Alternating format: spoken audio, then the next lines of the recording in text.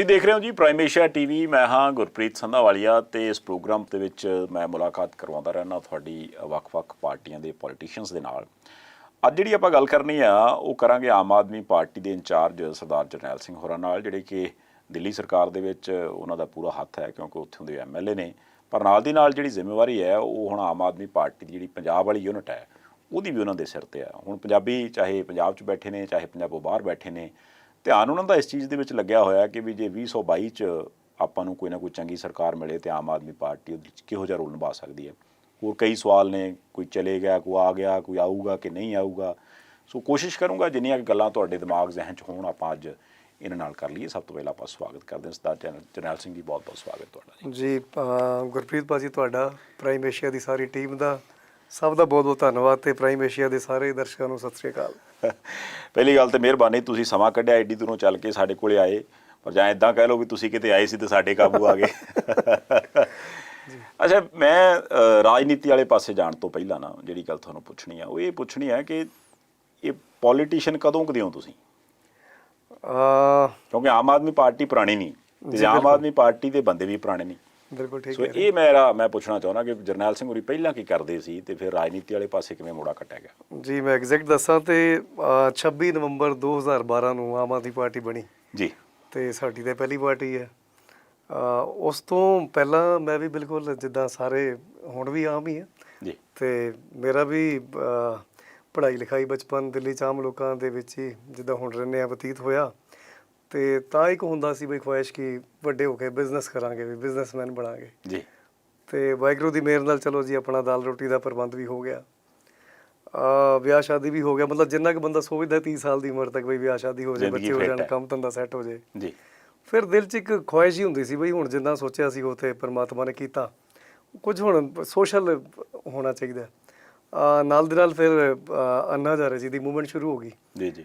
ਘਰ ਦੇ ਨਾਲ ਹੀ ਸਾਡੇ ਤਿਹਾੜ ਜੇਲ੍ਹ ਹੈ ਤੇ ਉੱਥੋਂ ਮੂਵਮੈਂਟ ਸ਼ੁਰੂ ਹੋਈ ਤੇ ਆਪਾਂ ਪਾਰਟੀਸਪੇਟ ਕੀਤਾ ਜਾ ਕੇ ਵਿੱਚ। ਉਹ ਇੱਕ ਸਿਲਸਿਲਾ ਬਣਦਾ ਚਲਾ ਗਿਆ ਤੇ ਉਹਦੇ ਵਿੱਚੋਂ ਫਿਰ ਇੰਡੀਆ ਅਗੇਂਸਟ ਕਰਪਸ਼ਨ ਤੇ ਫਿਰ ਆਮ ਆਦਮੀ ਪਾਰਟੀ। ਤੇ ਮੈਨੂੰ ਜਦੋਂ 2013 ਵਿੱਚ ਇਲੈਕਸ਼ਨ ਹੋਣੀ ਸੀ ਪਹਿਲੀ, ਤੇ ਮੈਨੂੰ ਉੱਥੋਂ ਸੇਵਾ ਕਰਨ ਦੀ, ਮੈਨੂੰ ਚੋਣ ਲੜਨ ਦੀ ਜ਼ਿੰਮੇਵਾਰੀ ਦਿੱਤੀ ਗਈ ਤੇ ਮੈਂ ਖੁਸ਼ਨਸੀਬ ਸਮਝਦਾ ਆਪਣੇ ਆਪ ਨੂੰ ਤੇ ਧੰਨਵਾਦ ਕਰਦਾ ਆਪਣੇ ਹਲਕੇ ਦੇ ਲੋਕਾਂ ਦਾ ਜਿਨ੍ਹਾਂ ਨੇ ਉਸ ਟਾਈਮ ਇਸ ਚੀਜ਼ ਨੂੰ ਸਮਝਿਆ। ਤੇ ਪਹਿਲੀ 28 ਸੀਟਾਂ 'ਚੋਂ ਇੱਕ ਸੀਟ ਤਿਲਕ ਨਗਰ ਦੀ ਸੀ ਜੀ। ਤੇ ਉਸ ਟਾਈਮ ਐਕਸਪੀਰੀਅੰਸ ਹੋਏ ਜੀ ਸਾਰੇ ਰਾਜਨੀਤਿਕ ਜੀਵਨ ਦੇ। ਸ਼ੁਰੂਆਤ ਤੁਸੀਂ ਕਹਿ ਸਕਦੇ ਹੋ ਇੱਕ ਸਮਾਜਿਕ ਮੂਵਮੈਂਟ ਤੋਂ ਹੋਈ ਸੀ। ਬਿਲਕੁਲ ਸਹੀ। ਤੇ ਉਹ ਕਨਵਰਟ ਹੋਈ ਜਦੋਂ ਕਹਿ ਦਿੱਤਾ ਗਿਆ ਮੌਜੂਦਾ ਤਾਦੀ ਸਰਕਾਰਾਂ ਵੱਲੋਂ ਵੀ ਇੱਦਾਂ ਨਹੀਂ ਬਦਲਾਅ ਹੁੰਦੇ, ਜੇ ਕੁਝ ਕਰਨਾ ਤਾਂ ਚੁਣ ਕੇ ਆਓ। ਤੇ ਉਹ ਚੈਲੰਜ ਐਕਸੈਪਟ ਕੀਤਾ, ਪਾਰਟੀ ਬਣੀ ਤੇ ਫਿਰ ਉਸ ਤੋਂ ਬਾਅਦ ਤੁਹਾਡੇ ਸਾਹਮਣੇ ਹੀ ਹੈ ਜੀ। ਮਤਲਬ ਇਹ ਵੀ ਮੇਰਾ ਖਿਆਲ ਸ਼ਾਇਦ ਬਹੁਤ ਸਾਰੇ ਆਪਣੇ ਪਰਿਵਾਰ ਦੇ ਮੈਂਬਰਾਂ ਨੂੰ ਨਾ ਪਤਾ ਹੋਵੇ ਕਿ ਜੇ 8 ਸਾਲ ਦੀ ਪਾਰਟੀ ਆ ਤੇ 8 ਸਾਲ ਦੇ ਵਿੱਚ ਆਮ ਆਦਮੀ ਪਾਰਟੀ ਦੀ ਹੁਣ ਤੀਜੀ ਵਾਰ ਸਰਕਾਰ ਹੈ ਤੇ ਤੁਸੀਂ ਤੀਸਰੀ ਵਾਰ ਦੇ ਐਮਐਲਏ ਹੋ ਜੀ। ਇੱਦਾਂ ਹੀ ਹੈ ਨਾ ਜੀ? ਅੱਛਾ, ਜਿਹੜੀ ਦਿੱਲੀ ਹੈ ਉਹਦੀ ਰਾਜਨੀਤੀ ਬੜੀ ਡਿਫਰੈਂਟ ਤਰ੍ਹਾਂ ਦੀ ਹੈ ਕਿਉਂਕਿ ਦਿੱਲੀ 'ਚ ਪੂਰੇ ਮੁਲਕ ਤੋਂ ਵੱਖ-ਵੱਖ ਸਟੇਟਾਂ ਤੋਂ ਲੋਕ ਜਾ ਕੇ ਰਹਿੰਦੇ ਆ। ਮੋਸਟਲੀ ਬੰਦੇ ਕਾਰੋਬਾਰੀ ਆ, ਨੌਕਰੀ ਪੇਸ਼ੇ ਵਾਲੇ ਆ। ਉੱਥੋਂ ਦੀ ਰਾਜਨੀਤੀ ਰੋਟੀ ਕੱਪੜਾ ਮਕਾਨ 'ਤੇ ਸੈਂਟਰਿਕ ਆ। ਤੁਹਾਨੂੰ ਲੱਗਦਾ ਹੈ ਕਿ ਵੀ ਇਹ ਇੱਕ ਵੱਡਾ ਕਾਰਨ ਰਿਹਾ ਜਿਹਦਾ ਕਰਕੇ ਆਮ ਆਦਮੀ ਪਾਰਟੀ ਨੂੰ ਲੋਕਾਂ ਨੇ ਚੱਕ ਲਿਆ ਵੀ ਯਾਰ ਇਹ ਗੱਲਾਂ ਸਾਡੀਆਂ ਕਰਦੇ ਨੇ? ਇਹ ਕਾਰਨ ਰਿਹਾ ਕਿ ਜਾਂ ਤੁਹਾਨੂੰ ਲੱਗਦਾ ਵੀ ਹੋਰ ਕੋਈ ਕਾਰਨ ਵੀ ਸੀਗਾ ਵੀ ਆਮ ਆਦਮੀ ਪਾਰਟੀ ਅਚਾਨਕ 135 ਸਾਲ ਪੁਰਾਣੀ ਕਾਂਗਰਸ ਜਿਹੜੀ ਉਹਨੂੰ ਢਾਹ ਕੇ ਆਪ ਆ ਗਈ? ਗੁਰਪ੍ਰੀਤ ਭਾਜੀ, ਮੈਨੂੰ ਇਹ ਲੱਗਦਾ ਕਿ ਭਾਵੇਂ ਦਿੱਲੀ ਹੋਵੇ ਭਾਵੇਂ ਦੇਸ਼ ਦਾ ਕੋਈ ਵੀ ਸੂਬਾ ਹੋਵੇ, ਮਸਲੇ ਤੇ ਰਾਜਨੀਤਿਕ ਪਾਰਟੀਆਂ ਦੇ ਆਹੀ ਹੋਣੇ ਚਾਹੀਦੇ। ਐਕਚੁਅਲੀ ਜੋ ਪਬਲਿਕ ਹੈ ਉਹਦੀ ਜੋ ਉਮੀਦਾਂ ਹੁੰਦੀਆਂ, ਜੋ ਐਕਸਪੈਕਟੇਸ਼ਨਸ ਹੁੰਦੀਆਂ ਆਪਣੀ ਸਰਕਾਰਾਂ ਤੋਂ, ਉਹ ਉਹੀ ਹੁੰਦੀ ਹੈ ਜਿਹੜੇ ਵਾਅਦੇ ਪੋਲੀਟੀਕਲ ਪਾਰਟੀਆਂ ਇਲੈਕਸ਼ਨ ਵਿੱਚ ਵੋਟਾਂ ਲੈਣ ਦੇ ਟਾਈਮ ਕਰਦੀਆਂ। ਬਿਲਕੁਲ ਸਹੀ। ਕਿ ਇਹ ਸਰਕਾਰ ਬਣਨ ਤੋਂ ਬਾਅਦ ਉਹ ਵਾਅਦੇ ਪੂਰੇ ਕਰਨ ਜੀ। ਪਰ ਸਿਸਟਮ ਹੀ ਇੱਦਾਂ ਦਾ ਬਣ ਗਿਆ ਦੇਸ਼ ਆਜ਼ਾਦ ਹੋਣ ਤੋਂ ਬਾਅਦ ਕਿ ਰਾਜਨੀਤੀ ਲਫ਼ਜ਼ ਹੀ ਇੱਕ ਮਤਲਬ ਗਾਲ ਵਰਗਾ ਬਣ ਗਿਆ। ਕੋਈ ਗਲਤ ਕੰਮ ਕਰੇ ਤਾਂ ਉਹਨੂੰ ਕਹਿ ਦਿੰਦੇ ਨੇ ਵੀ ਰਾਜਨੀਤੀ ਨਾ ਕਰ ਇੱਥੇ।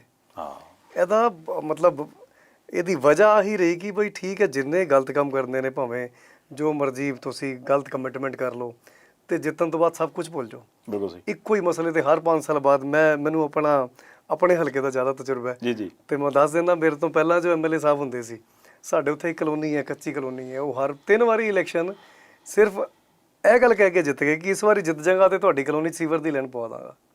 ਮਤਲਬ 1970 ਦੀ ਕਲੋਨੀ ਬਣੀ ਤੇ 2000 13 ਆ ਗਿਆ ਜੀ ਉਸ ਕਲੋਨੀ 'ਚ ਲੈਣ ਨਹੀਂ ਪਈ ਜੀ, ਸੀਵਰੇਜ ਨਹੀਂ ਪਿਆ ਤੇ ਐਮਐਲਏ ਵਾਰ-ਵਾਰ ਬਣ ਰਿਹਾ। ਇਹ ਦੇਸ਼ ਦੀ ਰਾਜਧਾਨੀ ਦੇ ਹਾਲ ਸੀ।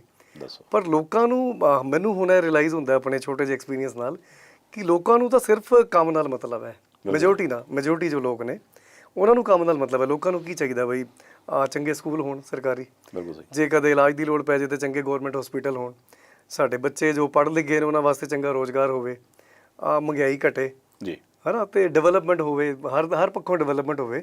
ਤੇ ਇਸ ਡਿਵੈਲਪਮੈਂਟ ਦੀ ਰਾਜਨੀਤੀ ਨੂੰ ਲੋਕਾਂ ਨੇ ਪਸੰਦ ਕੀਤਾ। ਬਿਲਕੁਲ ਸਹੀ ਬਈ ਮੈਂ ਕਹਿ ਸਕਦਾ ਪੂਰੇ ਦਾਅਵੇ ਨਾਲ ਕਿ ਅੱਜ ਦੇਸ਼ ਦੀ ਰਾਜਧਾਨੀ ਵਿੱਚ ਦੂਜੀ ਵਾਰ ਇੰਨੇ ਜ਼ਬਰਦਸਤ ਮੈਂਡੇਟ ਨਾਲ ਸਰਕਾਰ ਬਣੀ, ਉੱਦਾਂ ਤੇ ਤੀਜੀ ਵਾਰ ਬਣੀ, ਪਰ ਵਰਲਡ ਰਿਕਾਰਡ ਨਾਲ ਜੇ ਦੂਸਰੀ ਵਾਰੀ ਸਰਕਾਰ ਬਣੀ ਤੇ ਲੋਕ ਕੰਮ ਦੀ ਰਾਜਨੀਤੀ ਨੂੰ ਪਸੰਦ ਕਰਦੇ ਨੇ। ਇਹਦਾ ਪ੍ਰਮਾਣ ਦਿੱਲੀ ਤੁਹਾਡੇ ਸਾਹਮਣੇ ਹੈ। ਤੁਸੀਂ ਪਵਾਤਾ ਸੀਵਰੇਜ ਹੋ ਕਿ ਨਹੀਂ?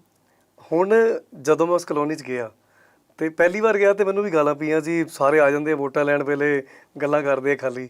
ਤੇ ਹੁਣ ਇਸ ਵਾਰੀ ਉਹਨਾਂ ਨੇ ਲੱਡੂਆਂ ਨਾਲ ਵੀ ਤੋਲਿਆ। ਤੇ ਪਹਿਲਾਂ ਹੁੰਦਾ ਸੀ ਬਈ ਸਾਡੇ ਤੋਂ ਪਹਿਲਾਂ ਜਿਹੜੀ ਟ੍ਰੈਡੀਸ਼ਨਲ ਪੋਲੀਟਿਕਸ ਸੀ ਉਹਦੇ 'ਚ ਲੋਕੀ ਇਲੈਕਸ਼ਨ ਦੇ ਵੇਲੇ ਸ਼ਰਾਬਾਂ ਵੰਡਦੇ ਸੀ, ਪੈਸੇ ਵੰਡਦੇ ਸੀ, ਲਾਲਚ ਦੇ ਕੇ ਬਈ ਪ੍ਰਧਾਨਾਂ ਨੂੰ ਖਰੀਦ ਲਿਆ। ਜੀ। ਇਸ ਤਰੀਕੇ ਨਾਲ ਇਲੈਕਸ਼ਨ ਜਿੱਤੇ ਜਾਂਦੇ ਸੀ। ਹੁਣ ਸਾਨੂੰ ਸੋਚਣਾ ਨਹੀਂ ਪੈਂਦਾ। ਹੁਣ ਉਹੀ ਲੋਕ ਨੇ ਉਹ ਪੈਸੇ ਸਾਨੂੰ ਦਿੰਦੇ ਵੀ ਨੇ ਇਲੈਕਸ਼ਨ ਲੜਨ ਵਾਸਤੇ ਆਪਣੀ ਸਮਰੱਥਾ ਨਾਲ। ਤੇ ਮੈਨੂੰ ਇਹ ਲੱਗਦਾ ਕਿ ਇਲੈਕਸ਼ਨ ਲੜਨ ਵਾਸਤੇ ਬਹੁਤ ਜ਼ਿਆਦਾ ਪੈਸਾ ਨਹੀਂ ਚਾਹੀਦਾ ਹੁੰਦਾ। ਉਹ ਸਭ ਹੁਣ ਪਬਲਿਕ ਆਪ ਕਰਦੀ। ਉਹ ਜੋ ਲੋਕ ਗਾਲਾਂ ਕੱਢਦੇ ਸੀ ਉਹ ਗਾਲਾਂ ਹੁਣ ਫੁੱਲ ਬਣ ਗਏ ਨੇ, ਉਹ ਤੁਹਾਡੇ ਤੇ ਫੁੱਲ ਸੁੱਟਦੇ ਨੇ, ਉਹ ਤੁਹਾਨੂੰ ਦੁਆਵਾਂ ਦਿੰਦੇ ਨੇ। ਤੇ ਉਹੀ ਸਾਡੀ ਹੁਣ ਅਸਲੀ ਕਮਾਈ ਹੈ ਜੀ। ਹੁਣ ਸਾਨੂੰ ਮਿਹਨਤ ਨਹੀਂ ਕਰਨੀ ਪਈ। 5 ਸਾਲ ਲਗਾਤਾਰ ਕੰਮ ਕੀਤਾ ਤੇ 5 ਸਾਲ ਬਾਅਦ ਜਿੰਨਾ ਮਾਰਜਨ ਦੂਸਰੀ ਇਲੈਕਸ਼ਨ ਦਾ ਸੀ ਉਸ ਤੋਂ 1.5 ਗੁਣੇ ਮਾਰਜਨ ਨਾਲ ਲੋਕਾਂ ਨੇ ਸੇਵਾ ਦਿੱਤੀ ਹੈ। ਕੀ ਬਾਤ। ਅੱਛਾ, ਇੱਕ ਚੀਜ਼ ਦੱਸੋ, ਤੁਸੀਂ ਹੁਣੇ ਕਿਹਾ ਵੀ ਲੋਕਾਂ ਨੂੰ ਪੈਸੇ ਦੇ ਕੇ, ਦਾਰੂ ਪਿਆਲਾ ਦੇ ਕੇ ਤੇ ਇਲੈਕਸ਼ਨ ਜਿੱਤੀ ਜਾਂਦੀ ਸੀ।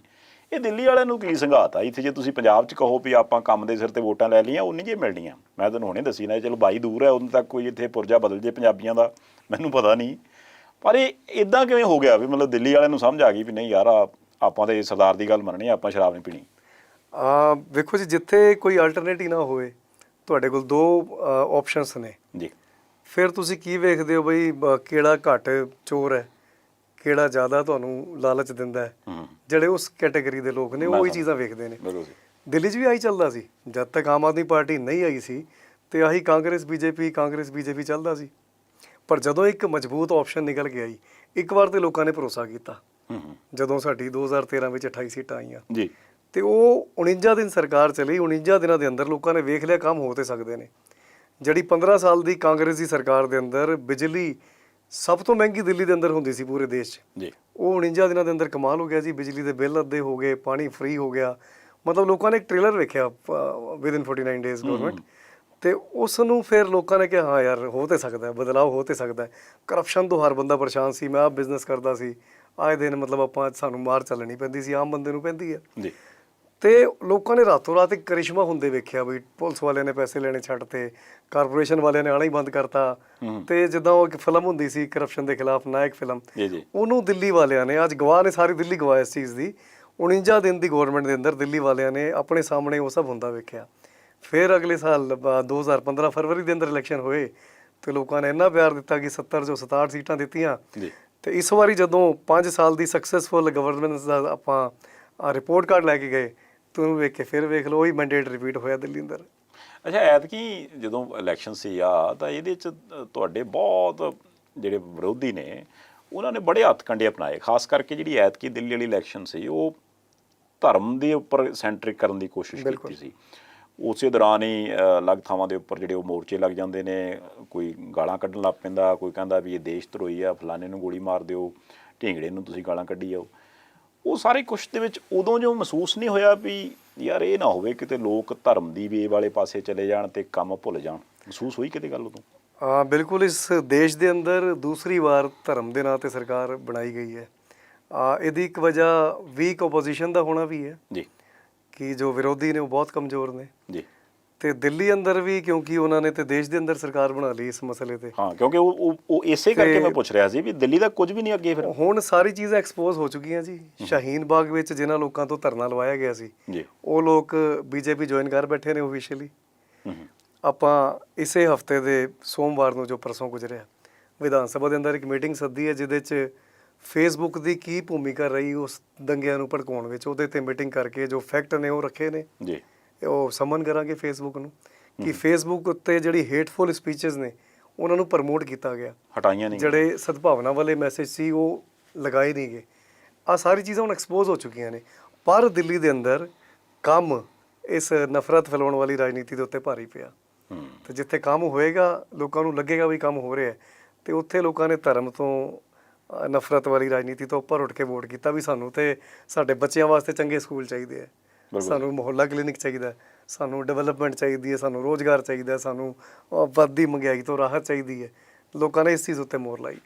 ਅੱਛਾ, ਇੱਕ ਚੀਜ਼ ਦੱਸੋ ਸਰਦਾਰ ਜਰਨੈਲ ਸਿੰਘ ਜੀ, ਜਦੋਂ ਤੁਸੀਂ ਦੂਸਰੀ ਵਾਰ ਐਮਐਲਏ ਸੀ, ਤੀਸਰੀ ਟਰਮ ਦੀ ਆਪਾਂ ਗੱਲ ਨਹੀਂ ਕਰਦੇ, ਜਦੋਂ ਤੁਸੀਂ ਨਕੇਲ ਕੱਸਣ ਲੱਗ ਗਏ ਕਿ ਯਾਰ ਕਿਸੇ ਪੁਲਿਸ ਵਾਲੇ ਪੈਸਾ ਨਹੀਂ ਲੈਣਾ, ਹਾਲਾਂਕਿ ਚਲੋ ਪੁਲਿਸ ਮਹਿਕਮਾ ਲੈ ਹੀ ਲਿਆ ਗ੍ਰਹਿ ਮੰਤਰਾਲੇ ਨੇ ਤੁਹਾਡੇ ਕੋਲੋਂ ਵੀ ਆਪਾਂ ਇਹਨਾਂ ਦੇ ਅੰਡਰ ਰਹਿਣ ਨਹੀਂ ਦੇਣਾ, ਕੇਜਰੀਵਾਲ ਸਾਹਿਬ ਦੀਆਂ ਤਾਕਤਾਂ ਕਿਵੇਂ ਖਿੱਚੀਆਂ ਗਈਆਂ ਉਹ ਸਾਰਾ ਕੁਝ ਪਤਾ ਲੋਕਾਂ ਨੂੰ, ਪਰ ਚਲੋ ਜਿੰਨਾ ਕੁ ਕੁਛ ਵੀ ਸੀਗਾ ਤੁਹਾਡੇ ਕੋਲੇ, ਉਹਦੇ 'ਚ ਅਪਰੋਚ ਨਹੀਂ ਹੋਈ ਵੀ ਯਾਰ ਛੱਡੋ ਖੜਾ ਐਮਐਲਏ ਸਾਹਿਬ ਕਿਹੜੇ ਚੱਕਰ 'ਚ ਪੈ ਮਹਾਰਾਜ, ਅਸੀਂ ਵੀ ਖਾਣੇ ਤੁਸੀਂ ਵੀ ਖਾਇਆ ਕਰੋ, ਆਉਂਦੇ ਨਹੀਂ ਬੰਦੇ?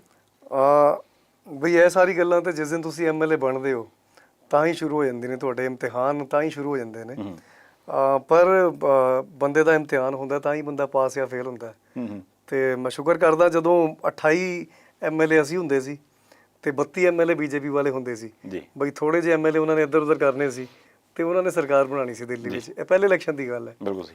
ਤਾਂ ਬੇਹਿਸਾਬ ਕਿਸਮ ਨਾਲ ਸਾਡੇ ਟੈਸਟ ਹੋਏ ਤੇ ਸ਼ੁਕਰ ਹੈ ਪਰਮਾਤਮਾ ਦਾ, ਆਪਾਂ ਸਾਰੇ ਟੈਸਟ ਪਾਸ ਕੀਤੇ ਆ। ਉਦੋਂ ਅਪਰੋਚ ਹੋਈ ਸੀ? ਉਦੋਂ ਬਹੁਤ ਜ਼ਬਰਦਸਤ ਲੈਵਲ ਤੇ ਬੀਜੇਪੀ ਅਪਰੋਚ ਕਰਦੀ ਸੀ ਬਈ ਕਿਸੇ ਤਰੀਕੇ ਦੇ 4 ਐਮਐਲਏ ਆਪਾਂ ਤੋੜ ਲਈਏ। ਰੇਟ ਕੀ ਸੀ? ਰੇਟ ਮਤਲਬ ਰੇਟ ਕੁਝ ਹੁੰਦਾ ਹੀ ਨਹੀਂ ਸੀ ਜੀ, ਤੁਸੀਂ ਆ ਜਾਓ, ਮੂੰਹ ਕੱਢੋ ਬਸ। ਹਾਂ, ਬਸ ਤੁਸੀਂ ਆ ਜਾਓ। ਬਈ ਸਰਕਾਰ ਦਾ ਸਭ ਨੂੰ ਪਤਾ, ਵੱਡੇ ਬਜਟ ਹੁੰਦੇ ਨੇ, 5 ਸਾਲ ਸਰਕਾਰ ਦਿੱਲੀ ਦੀ ਚਲਾਉਣੀ ਹੈ ਤੇ ਕੁਝ ਐਮਐਲਏ ਜੇ ਆਪਾਂ ਇੱਧਰ ਉੱਧਰ ਕਰ ਲਏ ਤੇ ਆਪਾਂ ਸਾਡੀ ਸਰਕਾਰ ਬਣ ਜਾਣੀ ਹੈ। 4 ਐਮਐਲਏ ਬੀਜੇਪੀ ਦੇ ਘੱਟ ਹੁੰਦੇ ਸੀ ਉਸ ਟਾਈਮ। ਇਹ ਮੈਂ ਤੁਹਾਨੂੰ ਤਾਂ ਦੁਹਰਾ ਕੇ ਗੱਲ ਪੁੱਛ ਰਿਹਾ ਕਿਉਂਕਿ ਜਿਹੜੀ ਚੀਜ਼ ਤੁਸੀਂ ਦੱਸ ਰਹੇ ਹੋ ਨਾ, ਇਹਦਾ ਮਤਲਬ ਆਮ ਆਦਮੀ ਪਾਰਟੀ ਨਾਲ ਇਹ ਸਭ ਤੋਂ ਪਹਿਲਾਂ ਹੋਇਆ, ਤੁਸੀਂ ਮੰਨੇ ਨਹੀਂ, ਪਰ ਉਸ ਤੋਂ ਬਾਅਦ ਇੰਡੀਆ ਦੀਆਂ ਅਲੱਗ-ਅਲੱਗ ਸਟੇਟਾਂ 'ਚ ਟ੍ਰੇਲਰ ਲੋਕਾਂ ਦੇਖ ਲਿਆ। ਅੱਜ ਕਈ ਸਟੇਟਾਂ ਦੇ ਵਿੱਚ ਬੀਜੇਪੀ ਨੇ ਇਹ ਕੰਮ ਕੀਤਾ। ਇਹਦਾ ਮਤਲਬ ਤੁਸੀਂ ਉਹਦੇ ਵਿਕਟਮ ਰਹੇ ਹੋ ਸਟਾਰਟਿੰਗ 'ਚ? ਨਹੀਂ, ਵਿਕਟਿਮ ਨਹੀਂ ਰਹੇ ਸੀ। ਨਹੀਂ, ਮਤਲਬ ਅਪਰੋਚ ਤਾਂ ਹੋਈ ਤੁਹਾਨੂੰ? ਅਪਰੋਚ ਹੋਈ ਤੇ ਮੈਨੂੰ ਮਾਣ ਹੈ ਇਸ ਚੀਜ਼ ਦਾ। ਮੈਂ ਫਖਰ ਕਰਦਾ ਕਿ ਸਾਡੇ 28 ਐਮਐਲਏ ਵਿੱਚੋਂ ਖੂਬ ਅਪਰੋਚ ਕੀਤੀ ਗਈ। ਅੱਛਾ ਜੀ। ਪਰ ਇੱਕ ਐਮਐਲਏ ਵੀ ਇਹ ਹਿਲਾ ਨਹੀਂ ਸਕੇ। ਅੱਛਾ ਜੀ। ਪਰ ਨਹੀਂ, ਜਦੋਂ ਇਹ ਗੱਲ ਪਹੁੰਚਦੀ ਹੋਊਗੀ ਕਿ ਐਮਐਲਏ ਸਾਹਿਬ ਜਾਂ ਤਾਂ 49 ਦਿਨਾਂ 'ਚ ਕੰਮ ਮੁੱਕ ਜਾਣਾ ਤੇ ਜਾਂ ਤੁਸੀਂ ਨਜ਼ਾਰੇ ਲਓ 5 ਸਾਲ, ਬੰਦਾ ਸੋਚ ਹੀ ਲੈਂਦਾ ਵੀ ਯਾਰ ਮਸਾਂ ਦਾ ਚੁਣੇ ਆ, ਕਿਉਂਕਿ ਜਿੰਨੇ ਕੁ ਬੰਦੇ ਸੀ ਮੇਰੇ ਖਿਆਲ ਨਾਲ 90% ਸਧਾਰਨ ਬੰਦੇ ਸੀ। ਜਿੱਦਾਂ ਤੁਸੀਂ ਵੀ ਦੱਸਿਆ ਕਿ ਕੋਈ ਬਿਜ਼ਨਸਮੈਨ ਸੀਗਾ, ਕੋਈ ਸਮਾਜ ਸੇਵੀ ਸੀਗਾ, ਕੋਈ ਪੱਤਰਕਾਰ ਸੀਗਾ, ਤੇ ਉਹਨਾਂ ਬੰਦਿਆਂ ਨੂੰ ਜਦੋਂ ਇੱਕ ਵਾਰ ਹਿਲਾਉਣ ਵਾਲੇ ਪਾਸੇ ਗੱਲ ਚੱਲੀ, ਅਗਲਾ ਕਹਿੰਦਾ ਯਾਰ ਹੁਣ ਮਸਾਂ ਐਂਡ ਤੇ ਪਹੁੰਚ ਕੇ ਹੱਥ ਪਿਆ ਤੇ ਹੁਣ ਪਿਛਾਂਹ ਨਾ ਮੁੜ ਜੀ ਕਿਤੇ। ਵੇਖੋ, ਜੋ ਟਾਈਮ ਲੰਘ ਗਿਆ ਸੰਧਾਵਾਲੀਆ ਸਾਹਿਬ, ਉਸ ਤੋਂ ਵੱਡਾ ਸੱਚ ਕੁਛ ਨਹੀਂ ਹੁੰਦਾ। ਤੇ ਸੱਚ ਇਹ ਹੈ ਕਿ 2013 ਦੇ ਅੰਦਰ ਅਰਵਿੰਦ ਕੇਜਰੀਵਾਲ ਸਰਕਾਰ ਦੇ 28 ਐਮਐਲਏ, ਬੀਜੇਪੀ ਜ਼ੋਰ ਲਾਉਂਦੀ ਰਹੇਗੀ ਥੱਲੋਂ ਦੀ ਲੈ ਕੇ ਤੇ ਉੱਪਰ ਤੱਕ, ਹਰ ਕਿਸਮ ਦਾ ਲਾਲਚ ਦੇਣ ਦੇ ਬਾਵਜੂਦ ਇੱਕ ਐਮਐਲਏ ਨੂੰ ਵੀ ਹਿਲਾ ਨਹੀਂ ਸਕੀ। ਸਾਨੂੰ ਇਹ ਲੱਗਦਾ ਸੀ ਬਈ ਜਿੱਦਾਂ ਤੁਸੀਂ ਕਿ ਆਪਾਂ ਸਧਾਰਨ ਪਰਿਵਾਰ 'ਚੋਂ ਆ, ਸਾਡੇ ਖਾਨਦਾਨ 'ਚ ਕਦੇ ਕੋਈ RW ਦਾ ਮੈਂਬਰ ਵੀ ਨਹੀਂ ਬਣਿਆ ਸੀ ਤੇ ਲੋਕਾਂ ਨੇ ਐਤਬਾਰ ਕੀਤਾ। ਅਰਵਿੰਦ ਕੇਜਰੀਵਾਲ ਇੱਕ ਕਰਪਸ਼ਨ ਦੇ ਖਿਲਾਫ ਜੇ ਕੋਈ ਸਭ ਤੋਂ ਵੱਡੀ ਆਵਾਜ਼ ਹੋਵੇ ਤਾਂ ਉਹਨੂੰ ਅਰਵਿੰਦ ਕੇਜਰੀਵਾਲ ਕਿਹਾ ਜਾਂਦਾ ਜੀ। ਤੇ ਉਸ ਆਵਾਜ਼ ਤੇ ਲੋਕਾਂ ਨੇ ਐਤਬਾਰ ਕੀਤਾ ਤੇ ਲੋਕਾਂ ਨਾਲ ਇਹ ਧੋਖਾ ਨਹੀਂ ਹੋਣਾ ਚਾਹੀਦਾ ਤੇ ਪਰਮਾਤਮਾ ਨੇ ਸਾਥ ਦਿੱਤਾ ਤੇ ਅੱਜ ਤੱਕ ਮਤਲਬ ਉਸ 28-49 ਦਿਨ ਦੀ ਸਰਕਾਰ ਦੀ ਮਿਸਾਲ ਦਿੱਲੀ 'ਚ ਦਿੱਤੀ ਜਾਂਦੀ ਹੈ। ਚਲੋ, ਮੈਂ ਬੇਨਤੀ ਕਰਾਂ ਜੀ ਕਿ ਮੈਂ ਇਹ ਗੱਲਾਂ ਤਾਂ ਕਰ ਰਿਹਾ ਸਰਦਾਰ ਜਰਨੈਲ ਸਿੰਘ ਹੋਰਾਂ ਨਾਲ ਕਿਉਂਕਿ ਆਮ ਆਦਮੀ ਪਾਰਟੀ ਦਿੱਲੀ ਮਾਡਲ ਦੀ ਬਹੁਤ ਗੱਲ ਕਰਦੀ ਹੈ ਪੰਜਾਬ 'ਚ, ਤੇ ਮੈਨੂੰ ਇਹ ਹੈ ਕਿ ਸ਼ਾਇਦ ਅੱਜ ਦੀ ਸਾਡੀਆਂ ਗੱਲਾਂ ਬਾਤਾਂ ਦੇ ਵਿੱਚੋਂ ਆਪਾਂ ਥੋੜ੍ਹਾ ਜਿਹਾ ਕੁਰੇਦਣ ਦੀ ਕੋਸ਼ਿਸ਼ ਵੀ ਕਰਾਂਗੇ ਕਿ ਦਿੱਲੀ 'ਚ ਐਸਾ ਕਿਹੜਾ ਕੰਮ ਜਾਂ ਐਸਾ ਕਿਹੜਾ ਮਾਰਕਾ ਮਾਰ ਲਿਆ ਆਮ ਆਦਮੀ ਪਾਰਟੀ ਨੇ ਕਿ ਉਹਨੂੰ ਐਂ ਲੱਗਦਾ ਕਿ ਯਾਰ ਜੇ ਦਿੱਲੀ 'ਚ ਹੋ ਸਕਦਾ ਤਾਂ ਪੰਜਾਬ 'ਚ ਵੀ ਹੋ ਸਕਦਾ। ਹੁਣ ਆਪਾਂ ਪੰਜਾਬ ਵਾਲੇ ਪਾਸੇ ਆਈ ਜਾਂਦੇ ਹਾਂ। ਇਹ ਅਜੇ ਤੱਕ ਵੀ ਰਾਜਨੀਤੀ ਦਾ ਹਿੱਸਾ ਆਮ ਆਦਮੀ ਪਾਰਟੀ ਦਾ ਕਿ ਦਿੱਲੀ 'ਚ ਅਸੀਂ ਕਰ ਦਿੱਤਾ, ਸਾਨੂੰ ਮੌਕਾ ਦਿਓ ਅਸੀਂ ਪੰਜਾਬ 'ਚ ਕਰਾਂਗੇ। ਤੁਹਾਨੂੰ ਦਿੱਲੀ ਅਤੇ ਪੰਜਾਬ ਦੇ ਵਿੱਚ ਫਰਕ ਨਹੀਂ ਲੱਗਦਾ ਕਿ ਉਹ ਇੱਕੋ ਬਹੁਤ ਛੋਟੀ ਸਟੇਟ ਵੀ ਨਹੀਂ ਹੈ, ਕਹਿ ਲਓ ਕਿ ਥੋੜ੍ਹਾ ਜਿਹਾ ਵੱਡਾ ਸ਼ਹਿਰ ਹੈ, ਅਤੇ ਇੱਕ ਪਾਸੇ ਪੰਜਾਬ ਹੈ ਜਿਹਦੇ 'ਚ ਅਨੇਕਾਂ ਤਰ੍ਹਾਂ ਦੇ ਮੁੱਦੇ ਨੇ। ਤੁਹਾਨੂੰ ਲੱਗਦਾ ਕਿ ਉਹ ਸੇਮ ਰਾਜਨੀਤੀ ਪੰਜਾਬ 'ਚ ਐਜ਼ ਇਟ ਇਜ਼ ਉਹ ਫਾਰਮੂਲਾ ਕੰਮ ਕਰ ਜੂ? ਗੁਰਪ੍ਰੀਤ ਭਾਜੀ, ਇਸ਼ੂਜ਼ ਦਾ ਤਾਂ ਫਰਕ ਹੋ ਸਕਦਾ ਬਈ, ਹੋ ਸਕਦਾ ਦਿੱਲੀ ਦੇ ਇਸ਼ੂਜ਼ ਵੱਖਰੇ ਹੋਣ ਜੀ, ਪੰਜਾਬ ਦਾ ਤੁਸੀਂ ਕਹਿ ਲਓ ਜੀ ਕਿਸਾਨੀ ਤੋਂ ਰਿਲੇਟਡ ਇਸ਼ੂ ਹੋ ਗਏ, ਨਸ਼ਾ ਹੋ ਗਿਆ, ਮਾਈਨਿੰਗ ਹੋ ਗਿਆ, ਰੋਜ਼ਗਾਰ ਹੋ ਗਿਆ, ਪਰ ਅਲਟੀਮੇਟਲੀ ਜੇ ਮੈਂ ਗੱਲ ਕਰਦਾ ਇਸ਼ੂਜ਼ ਦਾ ਫਰਕ ਹੋ ਸਕਦਾ, ਪਰ ਸਾਫ਼ ਨੀਅਤ ਦੀ ਹਰ ਥਾਂ 'ਤੇ ਲੋੜ ਹੈ। ਬਈ ਜਿੱਦਾਂ ਦਿੱਲੀ 'ਚ ਮੈਂ ਤੁਹਾਨੂੰ ਦੱਸਿਆ ਵੀ ਦਿੱਲੀ 'ਚ ਵੀ ਆਹੀ ਸਿਸਟਮ ਚੱਲਦਾ ਸੀ, ਲੋਕ ਅੱਕੇ ਪਏ ਸੀ। ਕੋਈ ਸੁਪਨੇ 'ਚ ਨਹੀਂ ਸੋਚ ਸਕਦਾ ਸੀ 2013 ਤੋਂ ਪਹਿਲਾਂ ਕਿ ਦਿੱਲੀ ਵਿੱਚ ਬਿਜਲੀ ਦਾ ਬਿੱਲ 0 ਆ ਸਕਦਾ ਜੀ। ਫਰਕ ਸਿਰਫ ਨੀਅਤ ਦਾ ਸੀ। ਪੰਜਾਬ 'ਚ ਵੀ ਮਸਲੇ ਉਹੀ ਨੇ, ਇੱਥੇ ਵੀ ਲੋਕ ਇਲੈਕਸ਼ਨ ਦੇ ਵੇਲੇ ਹੁਣ ਪਿਛਲੇ ਇਲੈਕਸ਼ਨ ਦੀ ਜੇ ਗੱਲ ਕਰੀਏ ਤੇ ਕੈਪਟਨ ਅਮਰਿੰਦਰ ਸਿੰਘ ਜੀ ਨੇ ਗੁਟਕਾ ਸਾਹਿਬ ਤੇ ਹੱਥ ਰੱਖ ਕੇ ਸੂਆਂ ਖਾਧੀਆਂ ਜੀ। ਲੋਕ ਭੁੱਲੇ ਨਹੀਂ ਉਹ ਸੂਆਂ ਨੂੰ, ਹੂੰ। ਪਰ ਪਰੇਸ਼ਾਨ ਨੇ ਬਈ ਉਹਨਾਂ ਤੇ ਇਤਬਾਰ ਕਰ ਲਿਆ ਬਈ 4 ਹਫ਼ਤਿਆਂ ਦੇ ਅੰਦਰ ਮੈਂ ਨਸ਼ਾ ਖਤਮ ਕਰ ਦਾਂਗਾ। ਤੇ ਅੱਜ ਤੁਸੀਂ ਵੇਖ ਲਓ ਪਿਛਲੇ ਮਹੀਨੇ ਤਰਨਤਾਰਨ ਵਿੱਚ ਕੀ ਹੋਇਆ। ਬਿਲਕੁਲ। 125 ਤੋਂ ਵੱਧ ਲੋਕਾਂ ਦੀ ਜ਼ਹਿਰੀਲੀ ਸ਼ਰਾਬ ਪੀਣ ਕਰਕੇ ਮੌਤ ਹੋ ਗਈ। ਤੇ ਸੀਐਮ ਸਾਹਿਬ ਦੇ ਅੰਡਰ ਹੀ ਐਕਸਾਈਜ਼ ਮਹਿਕਮਾ, ਸੀਐਮ ਸਾਹਿਬ ਦੇ ਅੰਡਰ ਹੀ ਹੋਮ ਡਿਪਾਰਟਮੈਂਟ। ਪਰ ਜੋ ਲੋਕ ਪਰੇਸ਼ਾਨ ਨੇ, ਹੁਣ ਲੋਕ ਪਛਤਾ ਰਹੇ ਨੇ ਉਸ ਗੱਲ ਤੇ। ਇੱਕ ਜੋ ਨਵੇਂ ਕਿਸਮ ਦੀ ਰਾਜਨੀਤੀ ਦੀ ਸ਼ੁਰੂਆਤ ਦਿੱਲੀ ਤੋਂ ਹੋਈ ਹੈ ਕਿ ਜੋ ਵਾਅਦੇ ਤੁਸੀਂ ਕਰੋਗੇ ਇਲੈਕਸ਼ਨ ਵਿੱਚ ਵੋਟ ਲੈਂਦੇ ਵੇਲੇ ਉਹ ਪੂਰੇ ਕਰਨੇ ਪੈਣੇ ਆ। ਆਪਾਂ ਆਪ ਆਪਣੀ ਅਕਾਊਂਟੇਬਿਲਟੀ ਫਿਕਸ ਕਰਦੇ ਹਾਂ। ਜੇ ਆਪਾਂ 2015 ਵਿੱਚ ਵਾਅਦਾ ਕੀਤਾ ਵੀ ਬਿਜਲੀ ਦੇ ਬਿੱਲ ਹਾਫ ਕਰਾਂਗੇ, ਪਾਣੀ ਦੇ ਬਿੱਲ ਮਾਫ ਕਰਾਂਗੇ, ਤੇ 2020 ਵਿੱਚ ਜਦੋਂ ਵੋਟਾਂ ਹੋਈਆਂ ਤੇ ਆਪਾਂ ਆਪਣਾ ਰਿਪੋਰਟ ਕਾਰਡ ਨਾਲ ਲੈ ਕੇ ਗਏ ਬਈ ਇਹ ਪਿਛਲੀ ਵਾਰੀ ਵਾਅਦੇ ਕੀਤੇ ਸੀ 2015 ਦੇ ਅੰਦਰ, ਤੇ ਆਹ ਵੇਖ ਲਓ ਜੀ 100 ਵਿੱਚੋਂ 105 ਵਾਅਦੇ ਪੂਰੇ ਕੀਤੇ ਹੈ। ਬਿਜਲੀ ਹਾਫ ਕਰਨ ਦੀ ਗੱਲ ਕੀਤੀ ਸੀ, 30 ਲੱਖ ਘਰਾਂ ਦੇ ਬਿੱਲ ਜ਼ੀਰੋ ਆਏ ਸੀ ਉਸ ਮਹੀਨੇ ਜਿਸ ਮਹੀਨੇ ਇਲੈਕਸ਼ਨ ਹੋ ਰਹੇ ਸੀ। ਅੱਛਾ ਜੀ। ਅੱਛਾ, ਆਪਾਂ ਹੁਣ ਹੌਲੀ ਹੌਲੀ ਚਲੋ ਪੰਜਾਬ ਵਾਲੇ ਪਾਸੇ ਨੂੰ ਮੋੜਾ ਕੱਟਦੇ ਹਾਂ। ਤੁਹਾਨੂੰ ਜਦੋਂ ਜ਼ਿੰਮੇਵਾਰੀ ਦਿੱਤੀ ਗਈ ਹੈ ਉਹ ਬੜੀ ਲੇਟ ਨਹੀਂ ਦਿੱਤੀ ਗਈ? ਤੁਹਾਨੂੰ ਲੱਗਦਾ ਨਹੀਂ ਕਿ ਜਦੋਂ ਪਹਿਲੀ ਵਾਰ ਪੰਜਾਬੀਆਂ ਨੇ ਪੰਜਾਬ ਦੇ ਵਿੱਚੋਂ 4 MP ਜਿਤਾਏ ਆਮ ਆਦਮੀ ਪਾਰਟੀ ਦੇ, ਬਹੁਤ ਵੱਡੀ ਗੱਲ ਹੈ ਕਿ ਜਿੱਥੇ ਸਿਰਫ 13 ਸੀਟਾਂ ਹੋਣ ਤੇ 13 ਚੋਂ 4 MP ਉਸ ਪਾਰਟੀ ਦੇ ਜਿਤਾ ਦਿੱਤੇ ਜਾਣ ਜਿਹਦੀ ਅਜੇ ਉਦੋਂ 2-2.5 ਸਾਲ ਪਹਿਲਾਂ ਸ਼ੁਰੂਆਤ ਹੋਈ ਹੋਵੇ। ਤੇ ਉਦੋਂ ਜਿਹੜੀਆਂ ਚੀਜ਼ਾਂ ਪੰਜਾਬ ਦੇ ਵਿੱਚ ਹੋਈਆਂ ਅਜੇ ਵੀ ਲੋਕ ਉਹਨਾਂ ਨੂੰ ਵਾਰ-ਵਾਰ ਯਾਦ ਕਰਦੇ ਨੇ ਵੀ ਯਾਰ ਦਿੱਲੀ ਵਾਲੀ ਚੀਜ਼ ਜਿਹੜੀ ਸੀਗੀ ਜਾਂ ਜਿਹੜੇ ਦਿੱਲੀ ਵਾਲੇ ਬੰਦੇ ਭੇਜੇ ਸੀ ਉਦੋਂ ਆਮ ਆਦਮੀ ਪਾਰਟੀ ਨੇ, ਉਹ ਨਾ ਹੁੰਦੇ ਤੇ ਸ਼ਾਇਦ ਪੰਜਾਬ 'ਚ ਸਰਕਾਰ ਬਣ ਜਾਂਦੀ। ਇਹ ਚਰਚਾ ਚੱਲਿਆ ਉੱਥੇ ਕਦੀ ਜਾਂ ਅਜੇ ਵੀ ਚੱਲਦਾ? ਗੁਰਪ੍ਰੀਤ ਜੀ, ਮੈਂ ਇੱਕ ਗੱਲ ਕਹਦਾ ਕਿ ਆਪਾਂ ਗੁਜ਼ਰੇ ਟਾਈਮ ਤੋਂ ਕਾਫੀ ਕੁਝ ਸਿੱਖਿਆ ਤੇ ਪਰ ਲੇਟ ਸਿੱਖਿਆ ਨਾ ਬਈ। ਸਿੱਖਦਾ ਬੰਦਾ ਸਾਰੀ ਜ਼ਿੰਦਗੀ ਸਿੱਖਦਾ ਰਹਿੰਦਾ ਤੇ ਚਲੋ ਮੰਨ ਲੈ ਆਪਾਂ ਉਹ ਚੀਜ਼ਾਂ ਤੋਂ ਸਿੱਖਦੇ ਹੋਏ ਜੀ ਤੇ ਆਪਾਂ ਕੋਸ਼ਿਸ਼ ਕਰ ਰਹੇ ਹਾਂ ਕਿ ਉਹ ਸਾਰੀ ਕਮੀਆਂ ਦੂਰ ਕੀਤੀਆਂ ਜਾਣ ਜੋ 2017 ਦੇ ਇਲੈਕਸ਼ਨ ਵਿੱਚ ਰਹਿ ਗਈਆਂ। ਤੇ ਕਿਉਂਕਿ ਲੋਕਾਂ ਵੱਲੋਂ ਕੋਈ ਕਮੀ ਨਹੀਂ, ਕੋਈ ਕਸਰ ਨਹੀਂ ਪਿਆਰ ਦੇਣ ਵਿੱਚ, ਇਤਬਾਰ ਕਰਨ ਵਿੱਚ। ਬਿਲਕੁਲ ਜੀ। ਪਹਿਲੀ ਵਾਰ ਕੋਈ ਪਾਰਟੀ ਅਸੈਂਬਲੀ ਇਲੈਕਸ਼ਨ ਲੜੇ ਤੇ ਉਹ ਮੁੱਖ ਵਿਰੋਧੀ ਧਿਰ ਬਣ ਜਾਵੇ, ਆ ਵੀ ਅਚੀਵਮੈਂਟ ਹੀ ਹੈ। ਪਰ ਸਰਕਾਰ ਬਣਦੇ ਰਹਿ ਗਈ, ਆਪਾਂ ਇਸ ਚੀਜ਼ ਨੂੰ ਵੀ ਮਹਿਸੂਸ ਕਰਦੇ ਹਾਂ। ਤੇ ਉਸ ਤੋਂ ਪਹਿਲਾਂ ਕਿਉਂਕਿ ਕਾਰਨ ਇਹ ਵੀ ਸਿਰਫ ਮਾਫੀ ਚਾਹੁੰਦਾ ਤੁਹਾਡੀ ਗੱਲ ਕੱਟ ਰਿਹਾ, ਕਿਉਂਕਿ 17 ਤੋਂ ਪਹਿਲਾਂ ਜਿਹੜੇ MP ਚੁਣੇ ਗਏ ਸੀ ਉਹਦੇ ਵਿੱਚ ਵੀ ਤਾਂ ਬੰਦੇ ਟੁੱਟਣ ਲੱਗ ਪਏ ਨਾ। ਡਾਕਟਰ ਧਰਮਵੀਰ ਗਾਂਧੀ ਹੋਰੀ MP ਸੀਗੇ ਪਰ ਉਸ ਤੋਂ ਬਾਅਦ ਉਹ ਪਾਸੇ ਚਲੇ ਗਏ। ਦੂਸਰੇ ਖਾਲਸਾ ਹੋਰੀ ਸੀਗੇ, ਉਹ ਵੀ ਪਾਸੇ ਰਹਿਣ ਲੱਗ ਪਏ। ਉਹ ਵੀ ਤਾਂ ਇੱਕ ਕਾਰਨ ਸੀਗਾ ਜਿਹਦੇ ਕਰਕੇ 4 'ਚੋਂ 2 ਹੀ ਰਹਿ ਗਏ ਬਾਅਦ 'ਚ MP ਆਪਾਂ ਨੂੰ। ਤੁਸੀਂ ਕਈ ਸਾਰੇ ਰੀਜ਼ਨ, ਕਿਉਂਕਿ ਜਦੋਂ ਬੰਦਾ ਕੋਈ ਚੀਜ਼ ਨਹੀਂ ਅਚੀਵ ਕਰ ਪਾਉਂਦਾ ਤੇ ਕਈ ਸਾਰੀ ਫਿਰ ਉਹਦੀ ਸਮੀਖਿਆ ਹੁੰਦੀ ਹੈ, ਕਾਰਨ ਨਿਕਲ ਕੇ ਆਉਂਦੇ ਹੈ। ਤੇ ਮੈਂ ਫਿਰ ਰਿਪੀਟ ਕਰਦਾ ਕਿ ਆਪਾਂ ਕਾਫੀ ਕੁਝ ਸਿੱਖਿਆ ਗੁਜ਼ਰੇ ਸਮੇਂ ਤੋਂ, ਤੇ ਆਉਣ ਵਾਲੇ ਟਾਈਮ 'ਚ ਉਹਨੂੰ ਸੁਧਾਰ ਕਰਾਂਗੇ। ਚਲੋ ਵਧੀਆ। ਅੱਛਾ, ਤੁਹਾਨੂੰ ਜ਼ਿੰਮੇਵਾਰੀ ਜਿੱਦਣ ਇਹ ਦਿੱਤੀ ਗਈ ਜਾਂ ਜਦੋਂ ਤੁਹਾਨੂੰ ਲੱਗਿਆ ਕਿ ਵੀ ਇਹ ਸ਼ਾਇਦ ਜ਼ਿੰਮੇਵਾਰੀ ਮੇਰੇ ਸਿਰ ਤੇ ਪਾਉਣਗੇ, ਉਸ ਤੋਂ ਪਹਿਲਾਂ ਦਾ ਮਾਹੌਲ ਚਾਲ ਕੀ ਸੀ? ਤੁਹਾਨੂੰ ਕਿਵੇਂ ਲੱਗਿਆ ਕਿ ਵੀ ਮੈਂ ਇਹ ਕਰ ਸਕਦਾ? ਵੇਖੋ ਸੰਧਾਵਾਲੀਆ ਸਾਹਿਬ, ਫਰਵਰੀ 2020 ਇਸ ਸਾਲ ਤੇ ਦਿੱਲੀ ਇਲੈਕਸ਼ਨ ਹੀ ਹੋਏ ਨੇ। ਉਸ ਤੋਂ ਪਹਿਲਾਂ ਤੇ ਸਾਰੀ ਪਾਰਟੀ ਦਾ ਧਿਆਨ ਇੱਧਰ ਹੀ ਸੀ ਬਈ ਦਿੱਲੀ 'ਚ ਸਰਕਾਰ ਬਣਨੀ ਚਾਹੀਦੀ ਹੈ ਦੁਬਾਰਾ। ਤੇ ਸਾਰੀ ਮਤਲਬ ਪੂਰੇ ਦੇਸ਼ 'ਚ ਜਿੰਨੇ ਸਾਡੇ ਲੀਡਰ ਨੇ, ਸਪੋਰਟਰ ਨੇ, ਸਭ ਨੇ ਆ ਕੇ ਦਿੱਲੀ ਮਿਹਨਤ ਕੀਤੀ ਤੇ ਉਹਦੇ ਨਤੀਜੇ ਵੀ ਤੁਹਾਡੇ ਸਾਹਮਣੇ ਨੇ। ਉਸ ਤੋਂ ਬਾਅਦ ਜੋ ਅਗਲਾ ਸਾਨੂੰ ਗੋਲ ਲੱਗਦਾ ਸੀ ਉਹ ਪੰਜਾਬ ਲੱਗਦਾ ਜੀ। ਤੇ ਇਮੀਡੀਏਟਲੀ ਫਰਵਰੀ 'ਚ ਇਲੈਕਸ਼ਨ ਹੋਏ ਤੇ ਫਰਵਰੀ 'ਚ ਮੈਨੂੰ ਇਹ ਸੇਵਾ ਨਵੀਂ ਜ਼ਿੰਮੇਵਾਰੀ ਦੇ ਦਿੱਤੀ ਗਈ ਤੇ ਮੈਂ ਬਹੁਤ ਖੁਸ਼ ਹਾਂ। ਮੈਂ ਬੜਾ ਮਾਣ ਮਹਿਸੂਸ ਕਰਦਾ, ਸਾਡੇ ਬਜ਼ੁਰਗਾਂ ਦੀ ਧਰਤੀ ਹੈ ਬਈ, ਇੱਥੇ ਮੈਨੂੰ ਕੁਝ ਸੇਵਾ ਕਰਨ ਦਾ ਮੌਕਾ ਮਿਲਿਆ ਤੇ ਆਪਾਂ ਪੂਰੀ ਜ਼ਿੰਮੇਵਾਰੀ ਨਾਲ ਉਹ ਅਦਾ ਕਰਾਂਗੇ। ਹੁਣ ਤੱਕ ਕੋਈ ਚੇਂਜ ਤੁਸੀਂ ਕੀਤੀ ਹੋਵੇ ਜਦੋਂ ਦਾ ਵੀ ਤੁਹਾਡੇ ਕੋਲੇ ਕਹਿ ਲਓ ਗੱਡੀ ਦੀ ਚਾਬੀ ਆਈ ਹੈ, ਸਟੀਅਰਿੰਗ ਵਾਲੀ ਸੀਟ ਤੇ ਤੁਸੀਂ ਬੈਠੇ ਹੋ, ਤੁਹਾਡੇ ਕੋਲ ਹੁਣ ਪਾਵਰ ਆ ਵੀ ਕਿੱਧਰ ਨੂੰ ਤੋਰਨੀ ਹੈ ਗੱਡੀ, ਹੁਣ ਤੱਕ ਕੀ ਤੁਸੀਂ ਪਹਿਲਾਂ ਤੁਹਾਡੇ ਆਉਣ ਤੋਂ ਪਹਿਲਾਂ ਕੀ ਸੀ ਤੇ ਤੁਸੀਂ ਕੀ ਚੇਂਜ ਕੀਤਾ? ਮੋਟੇ ਤੌਰ ਤੇ ਮੈਂ ਦੱਸ ਦਿਆਂ ਗੁਰਪ੍ਰੀਤ ਭਾਜੀ ਕਿ ਫਰਵਰੀ ਦੇ ਅਖੀਰਲੇ ਦਿਨਾਂ 'ਚ ਜ਼ਿੰਮੇਵਾਰੀ ਮਿਲੀ ਤੇ ਮਾਰਚ ਵਿੱਚ ਲੋਕਡਾਊਨ ਲੱਗ ਗਿਆ ਜੀ। ਲੋਕਡਾਊਨ ਲੱਗਣ ਕਰਕੇ ਕੁਝ ਮਹੀਨੇ ਤੇ ਬਿਲਕੁਲ ਕਰਫਿਊ ਲੱਗਿਆ ਰਿਹਾ, ਪਾਬੰਦੀਆਂ ਹੀ ਨਹੀਂ ਲੱਗੀਆਂ।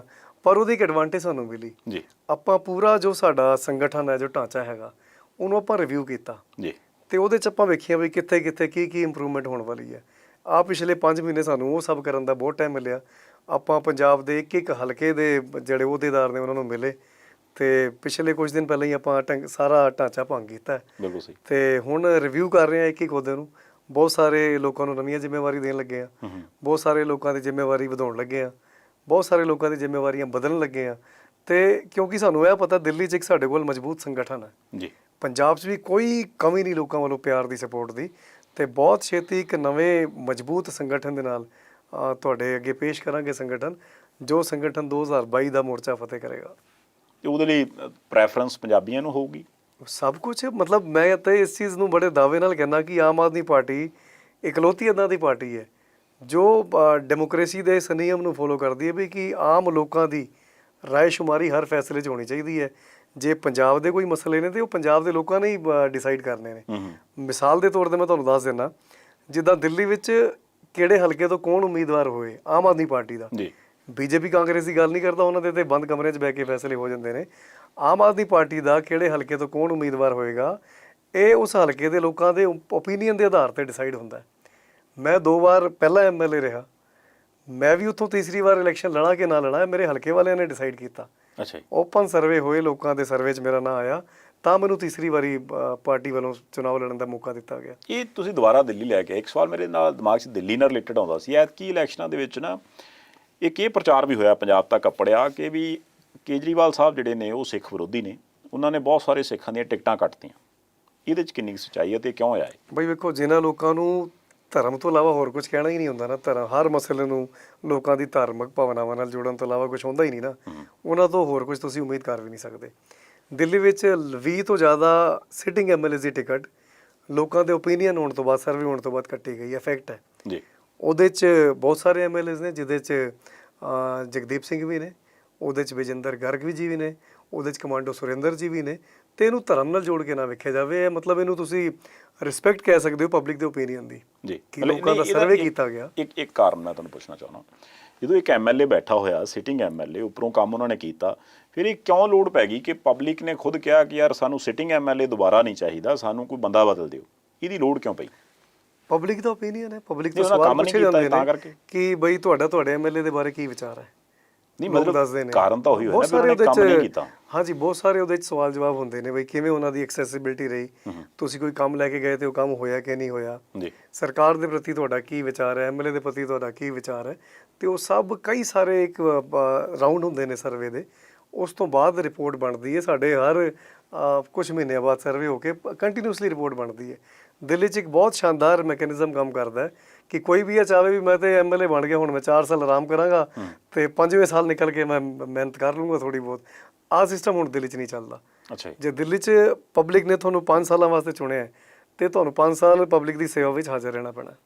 ਅੱਛਾ, ਇਹ ਕਾਰਨ ਤਾਂ ਨਹੀਂ ਰਿਹਾ ਕਿਤੇ ਕਿ ਵੀ ਜਿਹੜੇ ਆਪਣੇ ਤੁਸੀਂ ਪਾਰਟੀ ਦੇ ਬੰਦਿਆਂ ਦੀਆਂ ਟਿਕਟਾਂ ਕੱਟੀਆਂ, ਉਹਨਾਂ ਨੇ ਵਿਰੋਧ 'ਚ ਕੰਮ ਕੀਤਾ ਹੋਵੇ, ਜਿਵੇਂ ਕੁਝ ਬੰਦੇ ਤੁਹਾਡੇ ਬੀਜੇਪੀ 'ਚ ਚਲੇ ਗਏ, ਖਾਸ ਕਰਕੇ ਐਤਕੀ ਜਿਹੜਾ ਧਰਮ ਵਾਲਾ ਮੁੱਦਾ ਸੀ ਉਹ ਵੀ ਇੱਕ ਤੁਹਾਡੇ 'ਚੋਂ ਹੀ ਗਿਆ ਬੰਦਾ ਸੀ ਜਿਹਨੇ ਬਾਹਲਾ ਚੱਕਿਆ ਸੀ। ਉਹ ਕਾਰਨ ਤਾਂ ਨਹੀਂ ਰਿਹਾ ਕਿ 67 ਤੋਂ 62 ਤੇ ਆ ਗਏ ਆਪਾਂ? ਵੇਖੋ, 70 ਵਿੱਚੋਂ 62 ਆਣਾ ਕੋਈ ਮਜ਼ਾਕ ਨਹੀਂ ਹੈ। ਨਹੀਂ ਵਧੀਆ, ਪਰ ਜਿਹੜੀਆਂ ਗਈਆਂ, ਮੈਨੂੰ ਇਹ ਸੀ ਵੀ ਇਸ ਵਾਰ ਤਾਂ ਇਹ ਚਰਚਾ ਚੱਲਦੀ ਸੀ ਵੀ 67 ਤੋਂ ਬਾਅਦ 70 ਦੀਆਂ 70 ਤੇ ਆਪਾਂ ਆਵਾਂਗੇ, ਪਰ ਉਹ ਜਿਹੜਾ ਰਿਹਾ ਤੁਹਾਨੂੰ ਲੱਗਦਾ ਕਿ ਆਪਣੇ ਨੇ ਸੰਨ ਲਾਈ? ਦੁਨੀਆ ਦਾ ਮਤਲਬ ਵੱਡੇ ਮੈਂਡੇਟ ਜੇ ਕਦੀ ਇਲੈਕਟੋਰਲ ਪੋਲਿਟਿਕਸ ਦੀ ਹਿਸਟਰੀ ਵਿੱਚ ਗਿਣੇ ਜਾਣਗੇ ਤੇ ਉਹਦੇ 'ਚ 70 ਤੋਂ 67, 70 ਤੋਂ 62 ਗਿਣੇ ਜਾਣਗੇ। ਤੇ ਮਤਲਬ ਇਹਦੇ ਨਾਲ ਆਪਾਂ ਸੈਟਿਸਫਾਈ ਆ। ਕੋਸ਼ਿਸ਼ ਰਹੇਗੀ ਵੀ ਅਗਲੀ ਵਾਰੀ 70 ਤੋਂ 70 ਕਰੀਏ, ਪਰ 5 ਸਾਲਾਂ ਦੇ ਦੌਰਾਨ ਕਈ ਵਾਰੀ 2 ਵਾਰ ਸਰਕਾਰ ਰਹਿਣ ਤੋਂ ਬਾਅਦ ਐਂਟੀ ਇਨਕੰਬੈਂਸੀ ਵੀ ਹੁੰਦੀ ਹੈ, ਪਰ ਉਹ ਬਹੁਤ ਮਾਈਕਰੋ ਲੈਵਲ ਤੇ ਹੈ। ਤੇ ਮੈਨੂੰ ਲੱਗਦਾ ਅਗਲੇ 5 ਸਾਲ ਦੀ ਜੋ ਗਵਰਨੈਂਸ ਹੋਏਗੀ ਉਹਨੂੰ ਵੀ ਖਤਮ ਕਰ ਦੇਗੀ। ਆਪਾਂ ਦੁਬਾਰਾ ਪੰਜਾਬ ਵਾਲੇ ਪਾਸੇ ਆਉਂਦੇ ਹਾਂ। ਤੁਸੀਂ ਕਿਹਾ ਕਿ ਦਿੱਲੀ ਦੇ ਵਿੱਚ ਲੋਕਾਂ ਨੇ ਡਿਸਾਈਡ ਕੀਤਾ ਕਿ ਕਿਸ ਬੰਦੇ ਨੂੰ ਟਿਕਟ ਦੇਣੀ।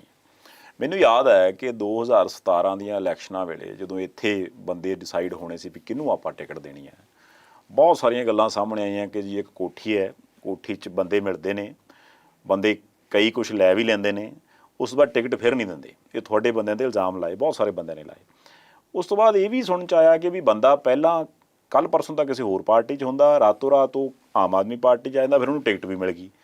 ਅਤੇ ਫਿਰ ਜਦੋਂ ਆਮ ਆਦਮੀ ਪਾਰਟੀ ਹਾਰ ਜਾਂਦੀ ਹੈ, ਉਸ ਤੋਂ ਪਹਿਲਾਂ ਹੀ ਸਰਦਾਰ ਸੁਖਬੀਰ ਸਿੰਘ ਬਾਦਲ ਸਾਹਿਬ ਦਾ ਬਿਆਨ ਆਉਂਦਾ, ਉਹ ਕੋਈ ਗੱਲ ਨਹੀਂ, ਟੈਨਸ਼ਨ ਨਾ ਲਓ, ਅੱਧੇ ਬੰਦੇ ਤਾਂ ਆਪਣੇ ਹੀ ਉਹਨਾਂ 'ਚ ਆ ਜਾਣੇ ਆ। ਹੋਇਆ ਵੀ ਇੱਦਾਂ, ਜਦੋਂ ਪਾਰਟੀ ਹਾਰ ਗਈ, ਬਹੁਤ ਸਾਰੇ ਬੰਦੇ ਉਹਨਾਂ ਨੇ ਮਿੰਟ ਨਹੀਂ ਲਾਇਆ, ਨਾਲੋਂ ਨਾਲ ਹੀ ਕਾਂਗਰਸ ਵਾਲੇ ਕਾਂਗਰਸ ਚਲੇ ਗਏ, ਅਕਾਲੀ ਦਲ ਵਾਲੇ ਅਕਾਲੀ ਦਲ ਚਲੇ ਗਏ।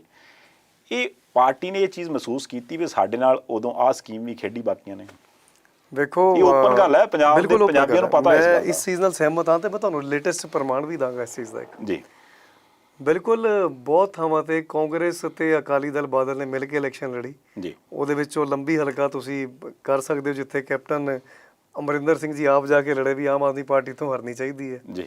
ਤੇ ਇਦਾਂ ਦਾ ਬਹੁਤ ਸਾਰੀ ਸੀਟਾਂ ਤੇ ਕੀਤਾ ਵੀ ਹੋਣਾ ਤੇ ਇਲਜ਼ਾਮ ਤੇ ਖੈਰ ਕੋਈ ਵੀ ਲਾ ਸਕਦਾ ਹੈ। ਦੂਜੀ ਸੀਟ ਦਾ ਵੀ ਸੀਗਾ ਜਿੱਥੇ ਮਾਨਸਾ ਪਹੁੰਚੇ ਸੀ ਸਰਦਾਰ ਸੁਖਬੀਰ ਸਿੰਘ ਬਾਦਲ ਸਾਹਿਬ। ਬਿਲਕੁਲ, ਤੇ ਇਦਾਂ ਦੀ ਬਹੁਤ ਸਾਰੀ ਸੀਟਾਂ ਨੇ ਜਿੱਥੇ ਇਹਨਾਂ ਨੇ ਆਪਸੀ ਸਮਝੌਤੇ ਦੇ ਤਹਿਤ ਬਈ ਆਮ ਆਦਮੀ ਪਾਰਟੀ ਵਾਲੇ ਨਹੀਂ ਜਿੱਤਣੇ ਚਾਹੀਦੇ, ਸਾਡੇ ਤੇ ਜੋ ਮਰਜ਼ੀ ਆ ਜੇ।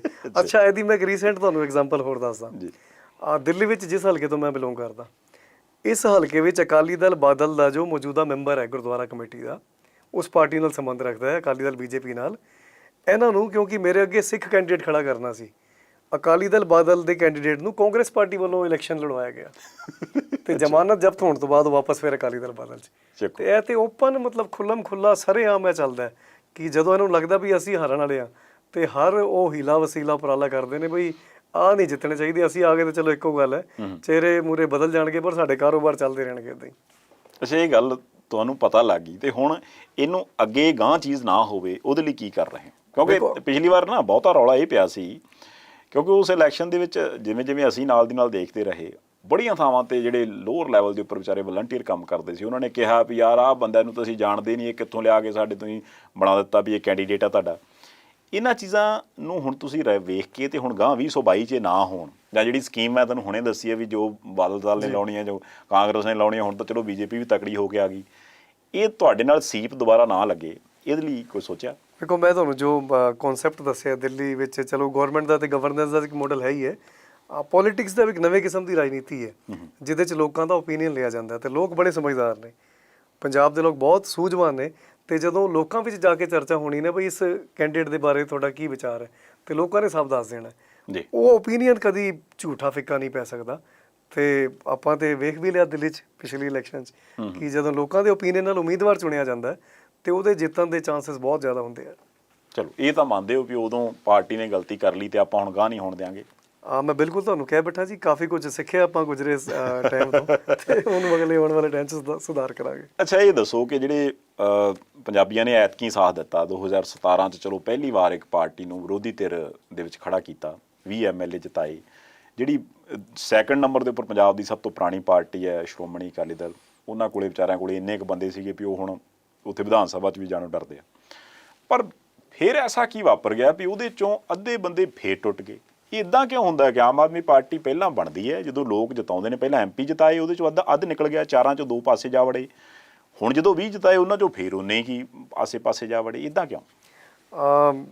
ਸੰਧਵਾਲੀ ਸਾਹਿਬ, ਇੱਦਾਂ ਦੀ ਹਜੇ ਤੱਕ ਮੈਨੂੰ ਲੱਗਦਾ ਕੋਈ ਮਸ਼ੀਨ ਨਹੀਂ ਬਣੀ ਜੋ ਚੈੱਕ ਕਰਕੇ ਦੱਸਦੇ ਵੀ ਆਉਣ ਵਾਲੇ ਟਾਈਮ 'ਚ ਇਸ ਬੰਦੇ ਦਾ ਕੀ ਬਿਹੇਵੀਅਰ ਰਹਿਣਾ, ਸਰਕਾਰ ਬਣਨ ਤੋਂ ਬਾਅਦ ਕੀ ਬਿਹੇਵੀਅਰ ਰਹਿਣਾ, ਤੇ ਜੇ ਸਰਕਾਰ ਨਾ ਬਣੀ ਤਾਂ ਕੀ ਬਿਹੇਵੀਅਰ ਰਹਿਣਾ। ਤੇ ਖੈਰ ਸਾਡੀ ਕੋਸ਼ਿਸ਼ ਰਹੇਗੀ ਵਧੀਆ ਬੰਦੇ ਜੋ ਆਪਣੇ ਨਿੱਜੀ ਹਿੱਤਾਂ ਤੋਂ ਉੱਪਰ ਉੱਠ ਕੇ ਜੋ ਪੰਜਾਬ ਦੀ ਭਲਾਈ ਚਾਹੁੰਦੇ ਨੇ, ਉਹ ਸਭ ਨੂੰ ਨਾਲ ਲੈ ਕੇ, ਕਿਉਂਕਿ ਸਭ ਦੀ ਸਾਂਝੀ ਲੜਾਈ ਹੈ, ਇਹ ਕਿਸੇ ਇੰਡੀਵਿਜੂਅਲ ਦੀ ਲੜਾਈ ਨਹੀਂ, ਕਿਸੇ ਇੱਕ ਬੰਦੇ ਨੂੰ ਕਿਸੇ ਇੱਕ ਅਹੁਦੇ ਤੇ ਪਹੁੰਚਾਉਣ ਦੀ ਲੜਾਈ ਨਹੀਂ, ਇਹ ਪੰਜਾਬ ਦੇ ਮਤਲਬ ਇੱਕ ਖੁਸ਼ਹਾਲ ਪੰਜਾਬ ਦੀ ਲੜਾਈ ਹੈ। ਤੇ ਸਾਰੇ ਬੰਦਿਆਂ ਨੂੰ ਪੰਜਾਬ ਦੇ ਬਾਰੇ ਸੋਚਣਾ ਚਾਹੀਦਾ। ਤੇ ਇਹ ਫੈਕਟ ਤੇ ਤੁਸੀਂ ਸਾਹਮਣੇ ਵੇਖ ਰਹੇ ਹੋ, ਜੇ ਸਾਰੇ ਇਕੱਠੇ ਹੋ ਜਾਈਏ ਤੇ ਬਦਲਾਅ ਹੁੰਦੇ ਫਿਰ ਟਾਈਮ ਨਹੀਂ ਲੱਗਦਾ। ਅੱਛਾ, ਆਪਾਂ ਹੁਣ ਇਕੱਲੇ ਬੰਦੇ ਦੀ ਚਰਚਾ ਕਰ ਲਈਏ। ਸੁਖਪਾਲ ਸਿੰਘ ਖਹਿਰਾ ਸਾਹਿਬ ਬਾਰੇ ਹੁਣ ਪਾਰਟੀ ਕੀ ਸੋਚਦੀ ਹੈ? ਵੇਖੋ ਜੀ, ਉਹ ਫਿਲਹਾਲ ਪਾਰਟੀ ਨੇ ਤਾਂ ਪੂਰੀ ਉਹਨਾਂ ਨੂੰ ਰਿਸਪੈਕਟ ਦਿੱਤੀ ਤੇ ਉਸ ਤੋਂ ਬਾਅਦ ਕੁਝ ਇੱਦਾਂ ਦਾ ਵਾਪਰਿਆ ਕਿ ਆਪਸੀ ਥੋੜ੍ਹੀ ਖਟਾਸ ਵੱਧ ਗਈ ਤੇ ਫਿਲਹਾਲ ਉਹ ਸਾਡੇ ਨਾਲ ਐਕਟਿਵ ਨਹੀਂ ਹੈਗੇ। ਨਹੀਂ, ਪਰ ਹੁਣ ਫਿਊਚਰ ਕਿਵੇਂ ਜਾਪਦਾ? ਕਿਉਂਕਿ ਜਦੋਂ ਉਹਨਾਂ ਨੂੰ ਉੱਥੋਂ ਹਟਾਇਆ ਗਿਆ ਸੀ, ਇਸੇ ਕੁਰਸੀ ਦੇ ਉੱਪਰ ਬੈਠੇ ਮੇਰੇ ਨਾਲ ਉਹਨਾਂ ਨੇ ਆਪਣੀ ਪੂਰੀ ਉਹ ਗੱਲ ਡਿਟੇਲ 'ਚ ਸਮਝਾਈ ਸੀ ਕਿ ਕਿਵੇਂ ਇੱਕ WhatsApp ਮੈਸੇਜ ਆਉਂਦਾ ਤੇ ਮੈਨੂੰ ਪਤਾ ਲੱਗਦਾ ਕਿ ਵੀ ਸਰਦਾਰ ਸੁਖਪਾਲ ਸਿੰਘ ਖਹਿਰਾ ਸਾਹਿਬ ਹੁਣ ਵਿਰੋਧੀ ਧਿਰ ਦੇ ਨੇਤਾ ਨਹੀਂ ਹੈਗੇ।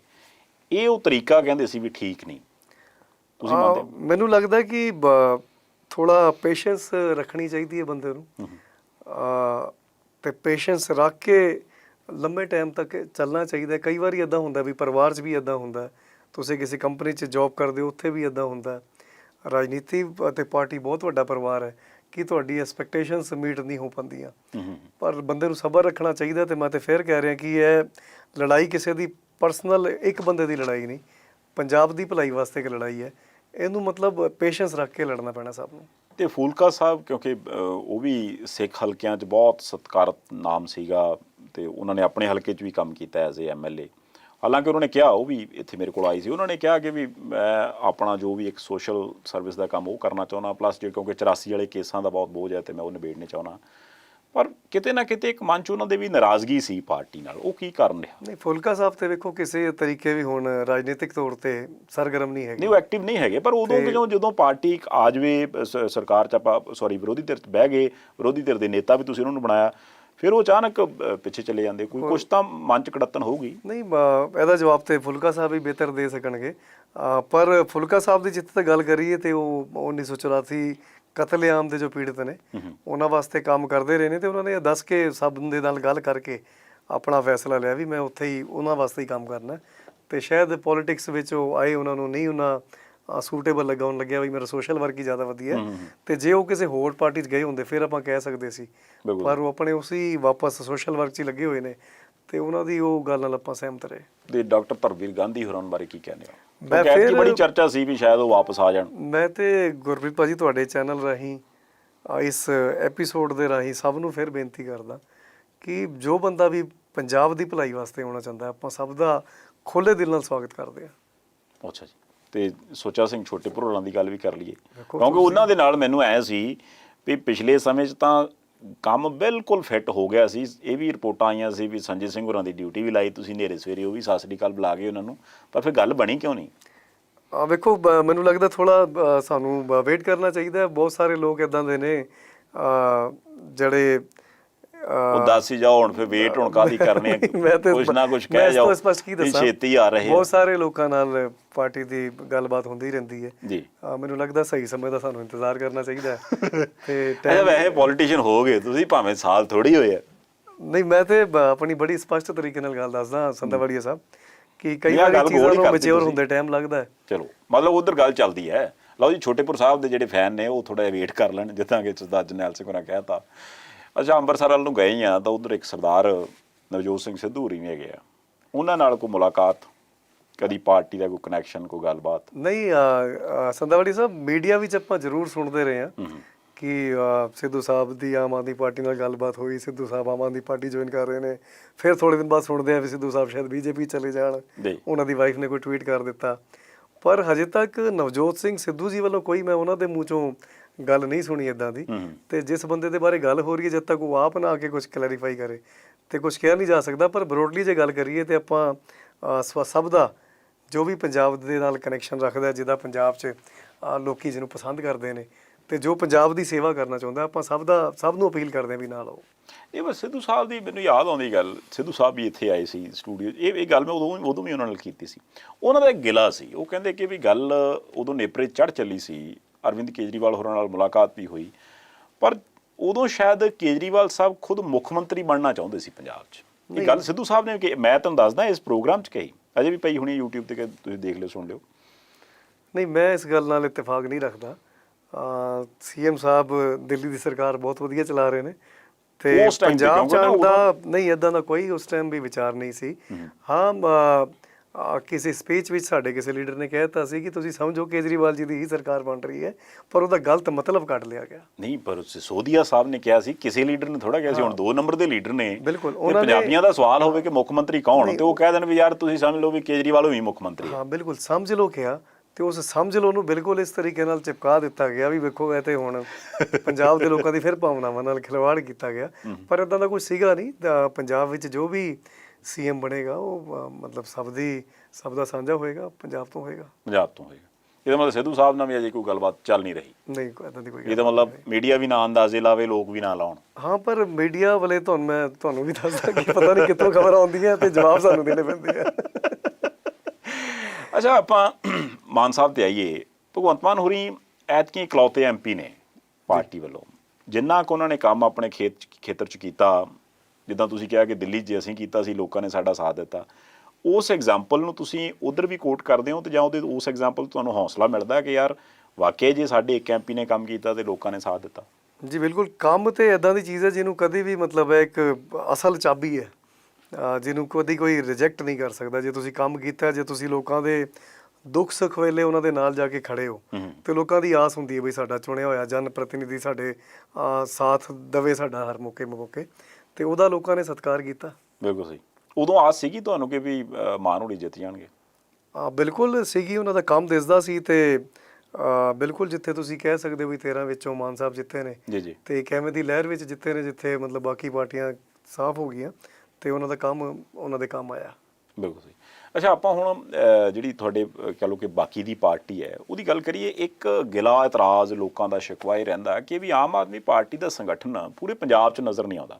ਹੁਣ ਅੱਜ ਹੀ ਮੰਨ ਲਓ ਵੀ ਤੁਸੀਂ ਇਹ ਪਲਾਨ ਕਰ ਲਓ ਵੀ ਆਪਾਂ ਪਰਸੋਂ ਧਰਨਾ ਦੇਣਾ, ਕਿਤੇ ਵੀ ਦੇਣਾ, ਅਕਾਲੀ ਦਲ ਕਹੇ ਤਾਂ ਉਹ ਭਾਵੇਂ ਜਿੱਥੋਂ ਮਰਜ਼ੀ ਬੰਦੇ ਲੈ ਆਉਣ, ਉਹਨਾਂ ਕੋਲੇ ਇੰਨੇ ਕੁ ਬੰਦੇ ਹੁੰਦੇ ਵੀ ਬੰਦੇ ਨੂੰ ਲੱਗਦਾ ਵੀ ਯਾਰ ਕਮਾਲ ਹੋਈ ਪਈ, ਅਕਾਲੀ ਦਲ ਹਾਲਾਂਕਿ ਵਿਰੋਧੀ ਧਿਰ 'ਚ ਵੀ ਹੈ ਨਹੀਂ। ਕਾਂਗਰਸ ਚਾਹੇ ਤੇ ਉਹ ਸਵੇਰੇ ਭਾਵੇਂ ਜਿਹੜੀ ਮਰਜ਼ੀ ਰੈਲੀ ਕਰ ਲੈਣ, ਪਰ ਆਮ ਆਦਮੀ ਪਾਰਟੀ ਜਦੋਂ ਕਿਤੇ ਧਰਨਾ ਪ੍ਰਦਰਸ਼ਨ ਵੀ ਕਰਨਾ ਹੁੰਦਾ ਉਹ ਵਿਚਾਰੇ 5 ਬੰਦੇ ਚੌਂਕ 'ਚ ਜਾ ਕੇ ਖੜ ਜਾਂਦੇ ਆ। ਇਸ ਚੀਜ਼ ਤੇ ਤੁਹਾਨੂੰ ਕਦੀ ਲੱਗਦਾ ਨਹੀਂ ਕਿ ਆਪਾਂ ਨੂੰ ਬੂਥ ਲੈਵਲ ਤੱਕ ਅਜੇ ਪਹੁੰਚਣ ਦੀ ਲੋੜ ਹੈ? ਸਮਾਂ ਤਾਂ ਰਿਹਾ ਹੀ ਨਹੀਂ। ਗੁਰਪ੍ਰੀਤ ਭਾਜੀ, ਮੈਂ ਤੁਹਾਨੂੰ ਦੱਸ ਦਿੰਦਾ ਕਿ ਆਮ ਆਦਮੀ ਪਾਰਟੀ ਹੁਣ ਜਿੱਦਾਂ ਹੀ ਇਹ ਪਾਬੰਦੀਆਂ ਹਟਦੀਆਂ, ਤੁਸੀਂ ਆਪ ਵੇਖ ਸਕੋਗੇ ਅਜੇ ਤੇ ਤੁਸੀਂ ਕਿਤੇ ਬੰਦੇ ਵੀ ਇਕੱਠੇ ਕਰੋ ਤੇ ਪਰਚੇ ਉੱਤੇ ਹੋ ਜਾਂਦੇ ਨੇ ਜੀ ਜੀ। ਤੇ ਜਿੱਦਾਂ ਹੀ ਪਾਬੰਦੀਆਂ ਹਟਦੀਆਂ ਤਾਂ ਤੁਸੀਂ ਆਮ ਆਦਮੀ ਪਾਰਟੀ ਨੂੰ ਪਹਿਲੇ ਨੰਬਰ ਤੇ ਵੇਖ ਸਕੋਗੇ। ਮੈਂ ਪਹਿਲਾਂ ਵੀ ਦੱਸ ਦਿੱਤਾ ਕਿ ਆਪਾਂ ਬੂਥ ਪੱਧਰ ਦੇ ਪਿਛਲੇ 6 ਮਹੀਨੇ ਤੋਂ ਕੰਮ ਕਰ ਰਹੇ ਹਾਂ ਤੇ ਆਲਮੋਸਟ ਸਾਡਾ ਪੂਰਾ ਪੰਜਾਬ ਦੇ 15,000 ਪਿੰਡਾਂ ਦਾ ਅਰਬਨ ਏਰੀਆਜ਼ ਦਾ ਸਾਰਾ ਸੰਗਠਨ ਤਿਆਰ ਹੈ ਜੀ। ਤੇ ਅੱਜ ਹੀ ਆਪਾਂ ਇੱਕ ਨਵੀਂ ਕੈਂਪੇਨ ਸ਼ੁਰੂ ਕੀਤੀ ਹੈ। ਜਿੱਦਾਂ ਤੁਹਾਨੂੰ ਪਤਾ ਹੈ ਕਰੋਨਾ ਦੀ ਮਹਾਮਾਰੀ ਦਾ ਸਾਰੇ ਪਾਸੇ ਪ੍ਰਕੋਪ ਆ ਤੇ ਪੰਜਾਬ ਸਰਕਾਰ ਕਰੋਨਾ ਨੂੰ ਠੱਲ ਪਾਉਣ ਵਿੱਚ ਬਿਲਕੁਲ ਫੇਲੀਅਰ ਰਹੀ। ਆਪਾਂ ਦਿੱਲੀ ਵਿੱਚ ਇਹ ਵੇਖਿਆ ਵੀ ਜੇ ਬੰਦੇ ਦਾ ਕਰੋਨਾ 'ਚ ਕੀ ਹੁੰਦਾ ਵੀ ਆਕਸੀਜਨ ਦਾ ਲੈਵਲ ਇੱਕਦਮ ਡ੍ਰੌਪ ਕਰਨ ਲੱਗ ਪੈਂਦਾ। ਜੇ ਉਸ ਟਾਈਮ ਤੇ ਉਹਨੂੰ ਟ੍ਰੀਟਮੈਂਟ ਨਾ ਮਿਲੇ ਤੇ ਉਹਦੀ ਡੈਥ ਹੋਣ ਦੇ ਚਾਂਸਸ ਵੱਧ ਜਾਂਦੇ ਨੇ ਜੀ। ਅੱਜ ਆਪਾਂ ਇੱਕ ਕੈਂਪੇਨ ਲਾਂਚ ਕੀਤੀ ਕਿ ਪੰਜਾਬ ਦੇ ਹਰ ਪਿੰਡ ਵਿੱਚ ਆਪਾਂ ਆਕਸੀਜਨ ਜੈਂਪ ਦਾ ਉਹਦਾ ਚੈੱਕ ਕਰਨ ਦਾ ਆਕਸੀਜਨ ਲੈਵਲ ਆਪਾਂ ਪ੍ਰਬੰਧ ਕੀਤਾ ਜੀ। ਤੇ ਤੁਸੀਂ ਵੇਖੋਗੇ ਅਗਲੇ 2-3 ਦਿਨਾਂ ਵਿੱਚ ਹੀ ਪੰਜਾਬ ਦੇ ਹਰ ਪਿੰਡ ਵਿੱਚ ਉਹ ਬੰਦੇ ਹੋਣਗੇ ਆਮ ਆਦਮੀ ਪਾਰਟੀ ਦੇ ਜਿਨ੍ਹਾਂ ਕੋਲ ਆਕਸੀਮੀਟਰ ਹੋਣਗੇ ਤੇ ਲੋੜ ਪੈਣ ਤੇ ਉਹ ਘਰ ਜਾ ਕੇ ਉਸ ਘਰ ਵਿੱਚ ਆਕਸੀਮੀਟਰ ਭੇਜ ਕੇ ਲੋਕਾਂ ਦੀ ਉਹ ਸੇਵਾ ਵੀ ਕਰ ਸਕਣਗੇ। ਕਿਸੇ ਬੂਥ ਵਿੱਚ 2-2 ਪਿੰਡ ਆਉਂਦੇ ਹੈ, ਕਿੱਥੇ 2-3 ਪਿੰਡਾਂ ਦਾ ਇੱਕ ਬੂਥ ਹੁੰਦਾ ਤੇ ਮਤਲਬ ਜਿੰਨਾ ਮਾਈਕਰੋ ਲੈਵਲ ਤੇ ਹੋ ਸਕਦਾ ਉੱਥੇ ਟੀਮਸ ਬਣ ਚੁੱਕੀਆਂ ਨੇ। ਤੇ ਆਮ ਆਦਮੀ ਪਾਰਟੀ ਨੂੰ ਮੈਂ ਤੇ ਤਾਂ ਕਹਿਣਾ ਵੀ ਲੈ ਕੇ ਪੰਜਾਬ ਦੇ ਲੋਕਾਂ ਵਿੱਚ ਬਹੁਤ ਜ਼ਿਆਦਾ ਪਿਆਰ ਹੈ ਜੀ। ਸਭ ਨੂੰ ਪਤਾ ਇੱਥੋਂ ਕੁਝ ਮਿਲਦਾ ਨਹੀਂ ਪਰ ਸੋਚ ਵੱਡੀ ਹੈ ਬਈ ਇੱਥੋਂ ਜੋ ਮਿਲਦਾ ਉਹ ਕਿਤੇ ਹੋਰ ਮਿਲਦਾ ਵੀ ਨਹੀਂ। ਇੱਥੇ ਸਰਕਾਰੀ ਵਧੀਆ ਸਕੂਲ ਮਿਲਦੇ ਨੇ, ਇੱਥੇ ਮੁਹੱਲਾ ਕਲੀਨਿਕ ਮਿਲਦੇ ਨੇ, ਇੱਥੇ ਸਾਡੀ ਸੁਣੀ ਜਾਂਦੀ ਹੈ। ਇਸ ਆਸ ਨਾਲ ਪੰਜਾਬ ਦੇ ਲੋਕ ਲੱਗੇ ਹੋਏ ਨੇ ਤੇ ਮੈਂ ਦਾਅਵੇ ਨਾਲ ਇਹ ਗੱਲ ਕਹਿ ਸਕਦਾ ਅੱਜ ਭਾਵੇਂ ਕਾਂਗਰਸ ਹੋਵੇ ਭਾਵੇਂ ਅਕਾਲੀ ਦਲ ਹੋਵੇ, ਇਹਨਾਂ ਸਭ ਤੋਂ ਮਜ਼ਬੂਤ ਸਿਚੁਏਸ਼ਨ ਵਿੱਚ ਆਮ ਆਦਮੀ ਪਾਰਟੀ ਹੈਗੀ। ਜੇ ਤੁਸੀਂ ਦਾਅਵਾ ਕਰ ਰਹੇ ਹੋ, ਜੇ ਸਰਦਾਰ ਸੁਖਬੀਰ ਸਿੰਘ ਬਾਦਲ ਸਾਹਿਬ ਦੀ ਸੁਣ ਲਈ, ਉਹ ਕਹਿੰਦੇ ਬਸ ਆਮ ਆਦਮੀ ਪਾਰਟੀ ਵਾਲੇ ਤਾਂ ਗਏ, ਹੁਣ ਤਾਂ ਅਕਾਲੀ ਦਲ ਹੀ ਹੈ। ਉਹਦਾ ਜੇ ਕੱਲ੍ਹ ਪਰਸੋਂ ਤੇ ਕੈਪਟਨ ਅਮਰਿੰਦਰ ਸਿੰਘ ਹੋਰਾਂ ਨੂੰ ਵੀ ਕਹਿੰਦੇ ਸੀ, ਕਹਿੰਦੇ ਯਾਰ ਜੇ ਨਹੀਂ ਚੱਲਦੀ ਸਾਨੂੰ ਦੇ ਦਿਓ, ਅਸੀਂ ਚਲਾ ਦਿੰਦੇ ਸਰਕਾਰ। ਹੁਣ ਇਹੋ ਜਿਹੇ ਦਾਅਵੇ ਹੀ ਹੈ, ਹੁਣ ਤੁਸੀਂ ਵੀ ਕਰਤਾ। ਇਹੋ ਜਿਹੇ ਦਾਅਵੇ ਜਿਹਦਾ ਕੋਈ ਵਜੂਦ ਨਾ ਹੋਵੇ ਬਈ ਉਹਨਾਂ ਦੇ ਕਹਿਣ ਨਾਲ ਨਾ ਤੇ ਕੈਪਟਨ ਸਾਹਿਬ ਨੇ ਉਹਨੂੰ ਚਾਬੀ ਫੜਾ ਦੇਣੀ ਹੈ ਆ ਤੇ ਲੋਕਾਂ ਨੇ ਫੈਸਲਾ ਕਰਨਾ ਜੀ। ਤੇ ਲੋਕਾਂ ਦਾ ਫੈਸਲਾ ਆਇਆ ਸੀ ਬਈ ਇਹ 100 ਸਾਲ ਤੋਂ ਵੀ ਜ਼ਿਆਦਾ ਪੁਰਾਣੀ ਪਾਰਟੀ ਤੀਜੇ ਨੰਬਰ ਤੇ ਰਹੇ। ਅੱਛਾ, ਇੱਕ ਗੱਲ ਦੱਸੋ, ਜਿਹੜੇ ਪੰਜਾਬ ਦੇ ਮੁੱਦੇ ਨੇ ਤੁਸੀਂ ਸਟਾਰਟਿੰਗ 'ਚ ਵੀ ਛੇੜੇ, ਜਿਹੜਾ ਨਸ਼ਿਆਂ ਦਾ ਮੁੱਦਾ ਉਹ ਪੰਜਾਬ ਦੇ ਵਿੱਚ ਜਿਉਂ ਦਾ ਤਿਉਂ ਆ, ਇਸ ਚੀਜ਼ ਨੂੰ ਲੋਕਾਂ ਤੱਕ ਪਹੁੰਚਾਊਗੀ ਆਮ ਆਦਮੀ ਪਾਰਟੀ ਜਾਂ ਪਹੁੰਚਾ ਰਹੇ ਹੋ, ਜਾਂ ਜੇ ਉਹ ਤੁਸੀਂ ਮੰਨ ਲਓ 2022 ਤੱਕ ਪਹੁੰਚਣ ਦੇ ਵਿੱਚ ਸਫਲ ਹੁੰਦੇ ਹੋ, ਕੋਈ ਰੋਡ ਮੈਪ ਹੈਗਾ ਤੁਹਾਡੇ ਕੋਲੇ ਕਿ ਵੀ ਇਹਨੂੰ ਆਪਾਂ ਖਤਮ ਕਰ ਲਾਂਗੇ ਕਿਸ ਤਰ੍ਹਾਂ? ਵੇਖੋ ਮੈਂ ਫਿਰ ਦੱਸ ਦਿੰਦਾ ਸੰਧਵਾਲੀਆ ਸਾਹਿਬ, ਨੀਅਤ ਜੇ ਤੁਹਾਡੀ ਹੈਗੀ ਨਾ ਕੁਝ ਕਰਨ ਦੀ ਤੇ ਆਪਾਂ ਰਾਤੋਂ ਰਾਤ ਉੱਥੇ ਕਰਕੇ ਵੀ ਵਿਖਾਇਆ ਸੀ ਜੀ। ਇੱਥੇ ਸਿਰਫ ਫੇਸ ਚੇਂਜ ਹੋ ਗਏ ਨੇ। ਆਹੀ ਕੈਪਟਨ ਸਾਹਿਬ ਸੀ ਜੋ ਉੱਥੇ ਰੈਲੀ ਵਿੱਚ ਗੁਟਕਾ ਸਾਹਿਬ ਤੇ ਹੱਥ ਰੱਖ ਕੇ ਸਹੁੰ ਖਾ ਕੇ ਕਹਿੰਦੇ ਸੀ ਆਮ ਆਦਮੀ ਪਾਰਟੀ ਵਾਲੇ ਤੇ ਦਾਅਵਾ ਕਰਦੇ ਜੀ ਮੈਂ 4 ਮਹੀਨੇ ਦੇ ਅੰਦਰ ਨਸ਼ਾ ਖਤਮ ਕਰਾਂਗਾ, ਮੈਂ 4 ਹਫ਼ਤਿਆਂ ਦੇ ਅੰਦਰ ਤੁਹਾਨੂੰ ਨਸ਼ਾ ਖਤਮ ਕਰਕੇ ਵਿਖਾ ਦੂੰ। ਤੇ ਅੱਜ ਵੇਖ ਲਓ ਉਹੀ ਨਸ਼ਾ ਚੱਲਦਾ, ਉਹੀ ਪੂਰੇ ਪੰਜਾਬ 'ਚ ਮਾਫੀਆ ਚੱਲਦਾ, ਮਾਈਨਿੰਗ ਮਾਫੀਆ, ਕਿੱਥੇ ਰੇਤੇ ਦੀ, ਕਿੱਥੇ ਬਜਰੀ ਦੀ, ਰੋੜੀ ਦੀ, ਕਿੱਥੇ ਮਾਈਨਿੰਗ ਹੋ ਰਹੀ ਹੈ। ਕੋਈ ਉਹਦੇ ਸੁਧਾਰ ਨਹੀਂ ਹੈਗਾ, ਸਗੋਂ ਤੁਸੀਂ ਇਹ ਕਹਿ ਸਕਦੇ ਹੋ ਚੀਜ਼ਾਂ ਹੋਰ ਵੱਧ ਗਈਆਂ। ਜੋ ਇਹ ਬਾਦਲਾਂ ਦੇ ਲਾਏ ਬੂਟੇ ਸੀ ਉਹ ਪੂਰੀ ਤਰ੍ਹਾਂ ਫਲ ਫੁੱਲ ਰਹੇ ਨੇ ਰਾਜਾ ਅਮਰਿੰਦਰ ਸਿੰਘ ਜੀ ਦੀ ਸਰਕਾਰ ਵਿੱਚ। ਪਰ ਇੱਥੇ ਸਰਦਾਰ ਜਰਨੈਲ ਸਿੰਘ ਜੀ, ਮੈਂ ਇੱਕ ਗੱਲ ਕੋਟ ਕਰਨੀ ਚਾਹੁੰਦਾ, ਉਸ ਐਪੀਸੋਡ ਨੂੰ ਯਾਦ ਕਰਨਾ ਚਾਹੁੰਦਾ ਜਿਹਦੇ 'ਚ ਅਰਵਿੰਦ ਕੇਜਰੀਵਾਲ ਸਾਹਿਬ ਨੇ ਮਜੀਠੀਆ ਸਾਹਿਬ ਤੋਂ ਲਿਖਤੀ ਮਾਫੀ ਮੰਗੀ, ਕੇਸ ਵਾਪਸ ਲਿਆ। ਉਹਦਾ ਬਹੁਤ ਮਾੜਾ ਅਸਰ ਜਾਂ ਮਾੜਾ ਪ੍ਰਭਾਵ ਆਮ ਆਦਮੀ ਪਾਰਟੀ ਦੀ ਸ਼ਾਖ 'ਤੇ ਪਿਆ, ਕਿਉਂਕਿ ਪੰਜਾਬ ਦੇ ਲੋਕਾਂ ਨੇ ਇੱਥੇ ਕਿਉਂਕਿ ਜਦੋਂ ਆਮ ਆਦਮੀ ਪਾਰਟੀ ਨੇ ਕਿਹਾ ਸੀ ਕਿ ਵੀ ਹਰ ਬੰਦਾ ਜਿਹੜਾ ਉਹ ਆਪਣੇ ਵੱਲੋਂ ਇੱਕ ਪੋਸਟਰ ਲਾਵੇ ਕਿ ਵੀ ਮੈਂ ਕਹਿੰਦਾ ਵੀ ਫਲਾਨਾ ਬੰਦਾ ਇੱਦਾਂ, ਤੇ ਉਦੋਂ ਬਾਅਦ ਜਦੋਂ ਪੰਜਾਬ ਦੇ ਲੋਕ ਵੀ ਨਾਲ ਖੜ ਗਏ, ਹਰ ਬੰਦਾ ਕਹਿਣ ਲੱਗ ਪਿਆ, ਤੇ ਫਿਰ ਅਚਾਨਕ ਤੋਂ ਇੱਕ ਏਡੀ ਵੱਡੀ ਗੱਲ ਕਿ ਵੀ ਆਹ ਲਓ ਜੀ ਸਾਡਾ ਮਾਫੀਨਾਮਾ ਅਸੀਂ ਨਹੀਂ ਕਹਿੰਦੇ, ਉਸ ਚੀਜ਼ ਨੂੰ ਕਿਵੇਂ ਦੇਖਦੇ ਹੋ? ਵੇਖੋ ਪੰਜਾਬ ਦੇ ਲੋਕਾਂ ਨੇ ਆਮ ਆਦਮੀ ਪਾਰਟੀ ਨੂੰ 2017 ਦੇ ਅੰਦਰ ਵਿਰੋਧੀ ਧਿਰ ਦੀ ਸੇਵਾ ਦਿੱਤੀ। ਜੋ ਨਸ਼ੇ ਨੂੰ ਖਤਮ ਕਰਨ ਦਾ ਕੰਮ, ਨਸ਼ੇ ਦੇ ਵਪਾਰੀਆਂ ਨੂੰ ਉਹਨਾਂ ਦੇ ਅੰਜਾਮ ਤੱਕ ਪਹੁੰਚਾਉਣ ਦਾ ਕੰਮ ਸੀ, ਉਹ ਸਰਦਾਰ ਅਮਰਿੰਦਰ ਸਿੰਘ ਜੀ ਦੀ ਸਰਕਾਰ ਦਾ ਸੀਗਾ। ਤੇ ਲੋਕਾਂ ਨੂੰ ਜੋ ਚਾਹੀਦਾ ਹੈ, ਉਹ ਸਭ ਵੇਖ ਰਹੇ ਨੇ ਬਈ ਦਿੱਲੀ 'ਚ ਕਿਸ ਤਰੀਕੇ ਡਿਲੀਵਰ ਹੋ ਰਿਹਾ ਹੈ। ਜੇ ਸਾਨੂੰ ਸੇਵਾ ਦਿੱਤੀ ਹੁੰਦੀ ਤੇ ਉਹ ਕੰਮ ਸਹੀ 'ਚ ਹੋਣਾ ਸੀ। ਨਹੀਂ, ਉਹਦੇ 'ਚ ਮੈਂ ਇੱਕ ਗੱਲ ਹੋਰ ਇਹਦੇ 'ਚ ਐਂਗਲ ਪੁੱਛਣਾ ਚਾਹੁੰਦਾ। ਐਕਚੁਅਲੀ ਨਾ ਇਹ ਥੋੜ੍ਹਾ ਜਿਹਾ ਡਿਟੇਲ 'ਚ ਸਮਝਣ ਵਾਲੀ ਗੱਲ ਹੈ, ਮੈਂ ਸ਼ਾਇਦ ਤੁਸੀਂ ਸਮਝਾ ਸਕੋ।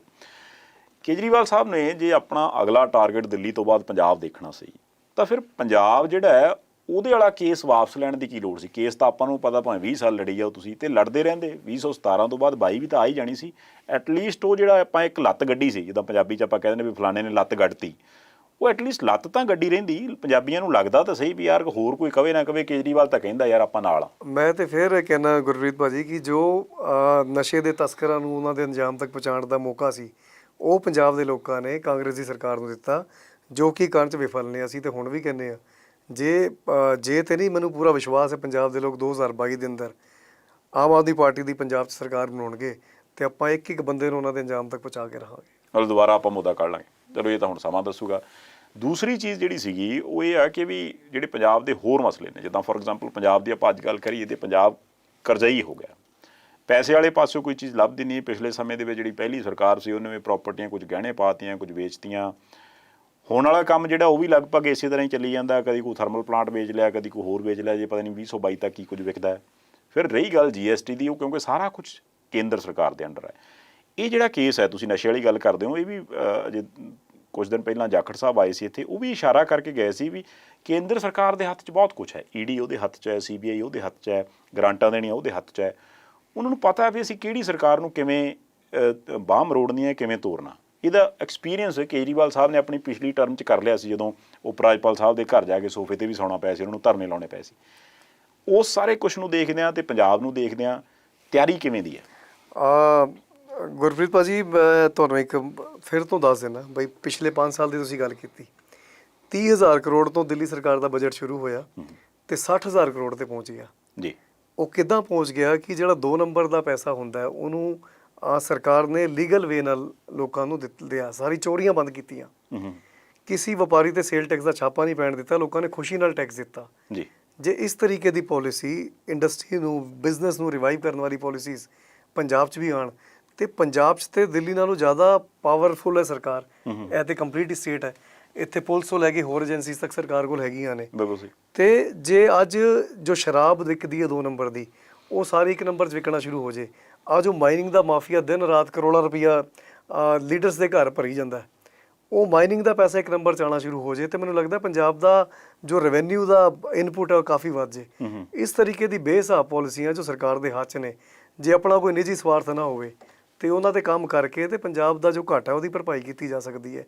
ਅੱਜ ਤੇਲੰਗਾਨਾ ਵਰਗੀ ਸਟੇਟ ਹੈ ਜਿੱਥੇ ਸਿਰਫ 2 ਦਰਿਆ ਵਗਦੇ ਹੈ, ਤੇ ਉਹਨਾਂ ਨੇ ਆਪਣਾ ਜੋ ਮਾਈਨਿੰਗ ਤੋਂ ਆਪਣਾ ਰੈਵਨਿਊ ਕਿੰਨਾ ਵਧਾ ਲਿਆ। ਇੱਥੇ ਤੇ ਰਿਪੋਰਟ ਤਾਂ ਸਿੱਧੂ ਸਾਹਿਬ ਵੀ ਲਿਆਏ ਸੀ, ਸਿੱਧੂ ਸਾਹਿਬ ਨੇ ਕੈਪਟਨ ਸਾਹਿਬ ਦੇ ਅੱਗੇ ਵੀ ਰੱਖੀ ਸੀ, ਪਰ ਉਹਨਾਂ ਬਾਰੀ 'ਚ ਰੱਖ ਲਈ। ਜਦ ਤੱਕ ਤੁਸੀਂ ਔਨ ਗਰਾਊਂਡ ਕਿਸੇ ਚੀਜ਼ ਨੂੰ ਇੰਪਲੀਮੈਂਟ ਨਹੀਂ ਕਰੋਗੇ ਤੇ ਉਹਦਾ ਫਾਇਦਾ ਕਿੱਦਾਂ ਮਿਲਣਾ? ਤੁਸੀਂ ਬਾਰੀ 'ਚ ਰੱਖ ਕੇ ਹੁਣ ਰੋਟੀ ਅਲਮਾਰੀ 'ਚ ਰੱਖ ਕੇ ਸੋਚੀ ਜਾਓ ਜੀ ਮੇਰਾ ਢਿੱਡ ਭਰ ਜੇ ਤੇ ਕਿੱਦਾਂ ਭਰੇਗਾ? ਅੱਛਾ, ਆਪਾਂ ਆਮ ਆਦਮੀ ਪਾਰਟੀ ਦੀ ਜਿਹੜੀ ਦਿੱਲੀ ਵਾਲੀ ਰਾਜਨੀਤੀ ਨੂੰ ਥੋੜ੍ਹਾ ਜਿਹਾ ਹੋਰ ਮੈਂ ਸਮਝਣਾ ਚਾਹੁੰਦਾ। ਜਿਹੜਾ ਉੱਥੋਂ ਦੇ ਹੌਸਪੀਟਲਸ ਦਾ ਕੰਮ ਹੈ, ਜਾਂ ਸਕੂਲਾਂ ਦਾ ਕੰਮ ਹੈ, ਜਾਂ ਜਿਹੜਾ ਬਾਕੀ ਸਹੂਲਤਾਂ ਦਾ ਕੰਮ ਹੈ, ਇਹ ਸਾਰਾ ਕੁਛ ਇੰਨੀ ਛੇਤੀ ਸਟਰੀਮਲਾਈਨ ਕਿਵੇਂ ਹੋ ਗਿਆ? ਕਿਉਂਕਿ ਜੇ ਤੁਸੀਂ ਪੰਜਾਬ ਦੀ ਗੱਲ ਕਰੋ ਤੇ ਇੱਥੇ ਆ ਕੇ ਤੁਸੀਂ, ਮੈਨੂੰ ਤਾਂ ਮੈਂ ਹੈਰਾਨ ਹਾਂ ਵੀ ਤੁਸੀਂ ਅਜੇ ਵੀ ਹੌਸਲੇ 'ਚ ਵੀ ਆਪਾਂ ਕਰ ਲੈਣਾ। ਹਾਲਾਂਕਿ ਇੱਥੇ ਮੀਡੀਆ ਲਾਈਨ 'ਚ ਹਰ ਰੋਜ਼ ਬਹਿ ਕੇ ਅਸੀਂ ਵੀ ਲੋਕਾਂ ਨੂੰ ਬਹੁਤ ਪੋਜ਼ੀਟਿਵ ਕਰਦੇ ਹਾਂ, ਪਰ ਸੱਚ ਹਰੇਕ ਨੂੰ ਪਤਾ ਵੀ ਜਦੋਂ ਉਹ ਜਿਹੜੀ ਇਹ ਤਾਰ ਆ ਨਾ, ਉਹ ਵਾੜ ਹੀ ਖੇਤ ਨੂੰ ਖਾਣ ਲੱਗ ਪਏ ਤੇ ਫਿਰ ਉਸ ਖੇਤ ਦਾ ਕੋਈ ਵਾਲੀ ਵਾਰਸ ਨਹੀਂ। ਇਹ ਪੰਜਾਬ ਦੇ ਹਾਲਾਤ ਨੇ ਇਸ ਵਕਤ। ਤੁਸੀਂ ਥੋੜ੍ਹਾ ਜਿਹਾ ਉਹ ਸਮਝਾਓ ਕਿ ਦਿੱਲੀ 'ਚ ਕਿਵੇਂ ਕੀਤਾ ਸੀ ਐਂਡ ਪੰਜਾਬ ਲਈ ਕਿਵੇਂ ਤੁਹਾਨੂੰ ਲੱਗਦਾ ਕਿ ਹੋ ਸਕਦਾ? ਵੇਖੋ, ਸਭ ਤੋਂ ਵੱਡੀ ਚੀਜ਼ ਤੇ ਤੁਹਾਡੀ ਨੀਅਤ ਹੁੰਦੀ ਹੈ ਜੀ।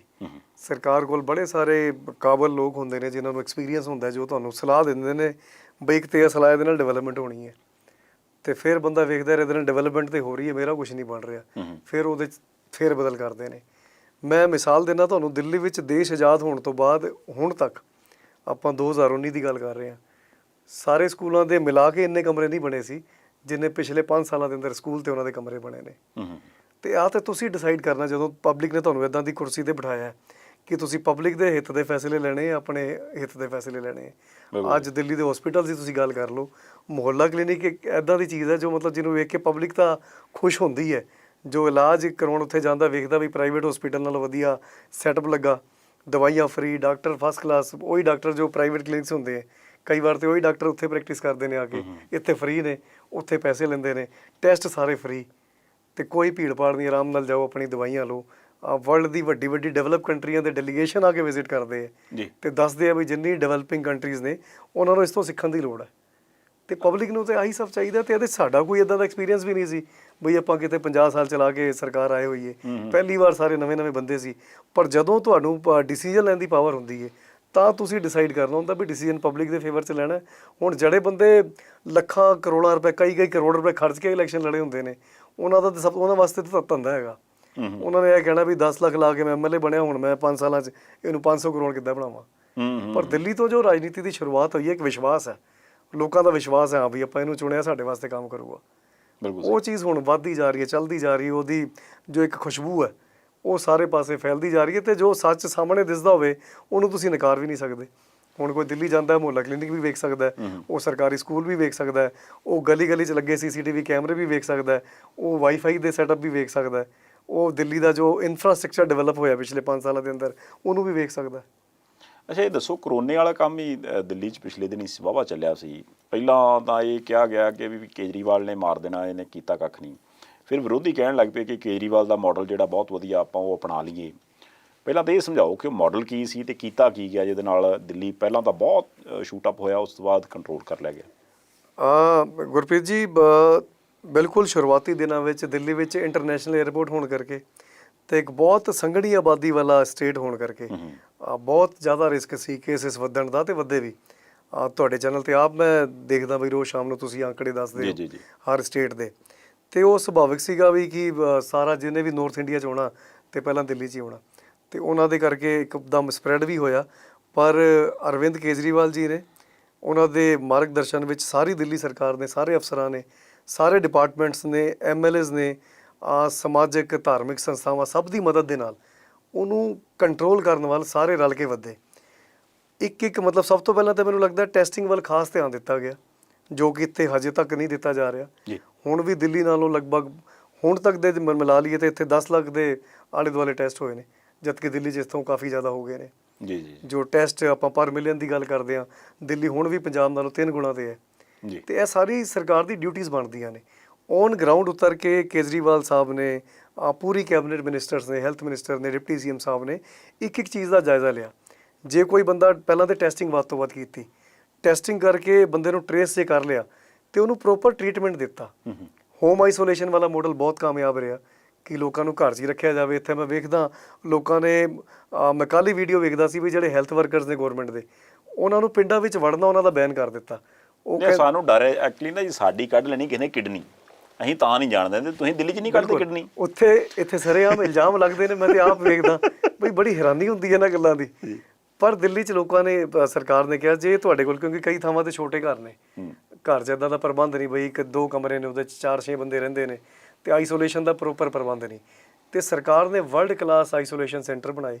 ਚੰਗੇ ਹੋਟਲਸ ਨੂੰ, ਚੰਗੇ ਬੈਂਕੁਏਟ ਹਾਲਸ ਨੂੰ ਨਵੇਂ ਸਿਰੇ ਉਹ ਕ੍ਰੀਏਟ ਕੀਤਾ। 5 ਸਟਾਰ ਹੋਟਲਾਂ ਵਰਗਾ ਉਹਨਾਂ ਨੂੰ ਖਾਣਾ ਪਰੋਸਿਆ ਗਿਆ ਕਿ ਜੇ ਮਜਬੂਰੀ 'ਚ ਕੋਈ ਕੁਆਰੰਟੀਨ ਸੈਂਟਰ ਚਲਾ ਵੀ ਗਿਆ ਤੇ ਉੱਥੇ ਉਹਨੂੰ ਇਹ ਨਾ ਲੱਗੇ ਬਈ ਇੱਥੋਂ ਤੇ ਯਾਰ ਮੈਂ ਮਰ ਕੇ ਹੀ ਜਾਣਾ, ਜਿਵੇਂ ਪੰਜਾਬ 'ਚ ਹੋਟਲ ਸੀ। ਇਹ ਮਾਫੀ ਚਾਹੁੰਦਾ, ਤੁਹਾਡੀ ਗੱਲ ਕੱਟ ਰਿਹਾ, ਉਹਨਾਂ ਦਾ ਪੈਸਾ ਫਿਰ ਉਹ ਲੋਕਾਂ ਤੋਂ ਲਿਆ ਜੀ ਜਾਂ ਸਰਕਾਰ ਨੇ ਦਿੱਤਾ? 1 ਰੁਪਈਆ ਨਹੀਂ ਲਿਆ। ਸਗੋਂ ਮੈਨੂੰ ਤੇ ਹਾਸਾ ਆਉਂਦਾ ਸੀ, ਇੱਕ ਪਾਸੇ ਤੇ ਦਿੱਲੀ ਨੇ ਪਲਾਜ਼ਮਾ ਥੈਰੇਪੀ ਇਨੀਸ਼ੀਏਟ ਕੀਤੀ ਜੀ, ਉਹ ਬਹੁਤ ਕਾਮਯਾਬ ਸਾਬਤ ਹੋਈ।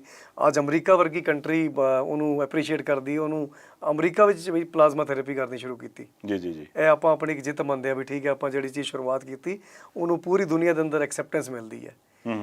ਇੱਥੇ ਵੀ ਵੇਖੀ ਪਲਾਜ਼ਮਾ ਦਾ ਕੰਮ ਸ਼ੁਰੂ ਹੋਇਆ ਪੰਜਾਬ 'ਚ, ਪਰ ਸਾਨੂੰ ਬੜੀ ਹੈਰਾਨੀ ਹੋਈ ਕਿ ਪ੍ਰਾਈਵੇਟ ਹਸਪੀਟਲਸ ਨੂੰ ਪਲਾਜ਼ਮਾ ਵੇਚ ਕੇ 20,000 ਰੁਪਏ ਸਰਕਾਰ ਲੈ ਰਹੀ ਹੈ।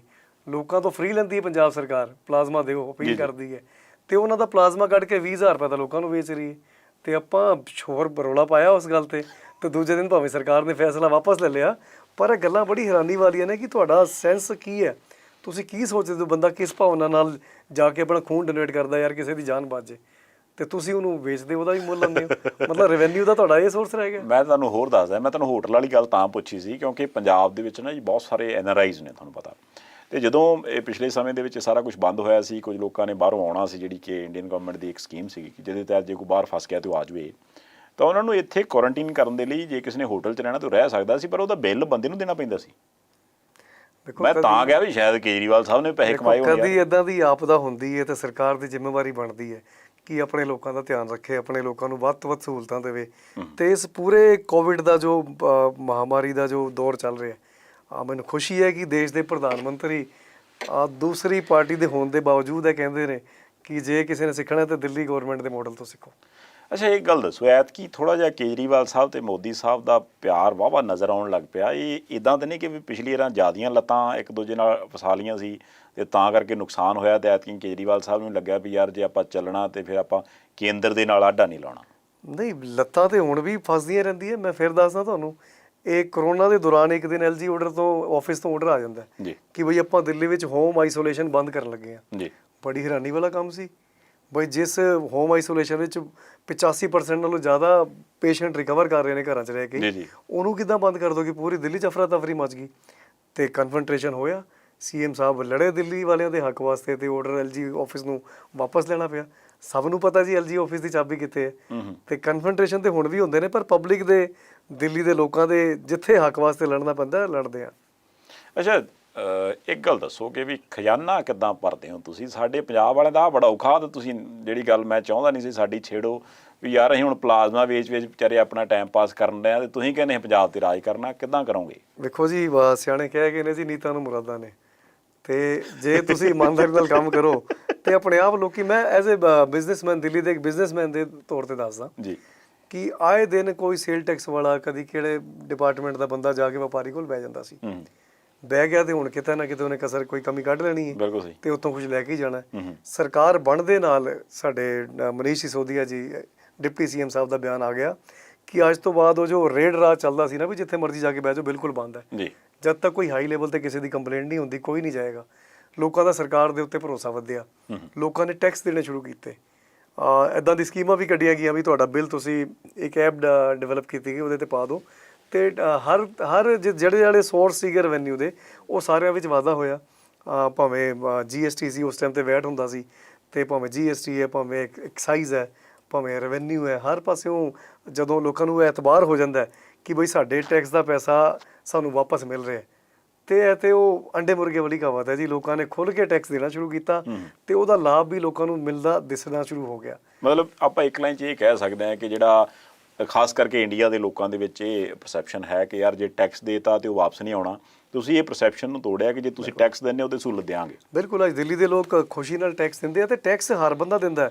ਜ਼ਰੂਰੀ ਨਹੀਂ ਹੈ ਕਿ ਜੋ ਇਨਕਮ ਟੈਕਸ ਦਿੰਦਾ ਉਹੀ ਟੈਕਸ ਪੇਅਰ ਹੈ। ਜੀ। ਅੱਜ ਕੋਈ ਗਰੀਬ ਆਦਮੀ, ਕੋਈ ਝੁੱਗੀ ਕਲਸਟਰ 'ਚ ਰਹਿਣ ਵਾਲਾ ਵੀ ਸਵੇਰੇ ਟੂਥਪੇਸਟ ਕਰਦਾ ਤੇ ਉਹਦੇ ਤੇ ਵੀ ਟੈਕਸ ਪੇ ਕਰ ਰਿਹਾ, ਤੇ ਉਹਦਾ ਰਾਈਟ ਬਣਦਾ ਵੀ ਸਰਕਾਰ ਦੀ ਡਿਊਟੀ ਹੈ ਕਿ ਹਰ ਬੰਦੇ ਨੂੰ ਉਹਨੂੰ ਜਿੱਥੇ ਜਿੰਨੀ ਲੋੜ ਹੈ ਉਹਨੂੰ ਡਿਵਾਈਡ ਕਰੇ ਤੇ ਹਰ ਬੰਦੇ ਨੂੰ ਫਾਇਦਾ ਮਿਲੇ। ਅੱਜ ਮੈਨੂੰ ਖੁਸ਼ੀ ਹੈ ਕਿ ਦਿੱਲੀ 'ਚ ਰਹਿਣ ਵਾਲੇ ਅੱਜ ਇੱਕ ਆਮ ਆਦਮੀ ਨੂੰ ਵੀ 10-15 ਹਜ਼ਾਰ ਰੁਪਏ ਮਹੀਨੇ ਦਾ ਜੋ ਸਿੱਧਾ ਉਹ ਬਿਜਲੀ ਦਾ, ਪਾਣੀ ਦਾ, ਸਕੂਲ ਦੀ ਫੀਸ ਦਾ, ਹੈ ਨਾ, ਤੇ ਹੈਲਥ ਦੇ ਕਾਊਂਟ ਕਰ ਲਏ।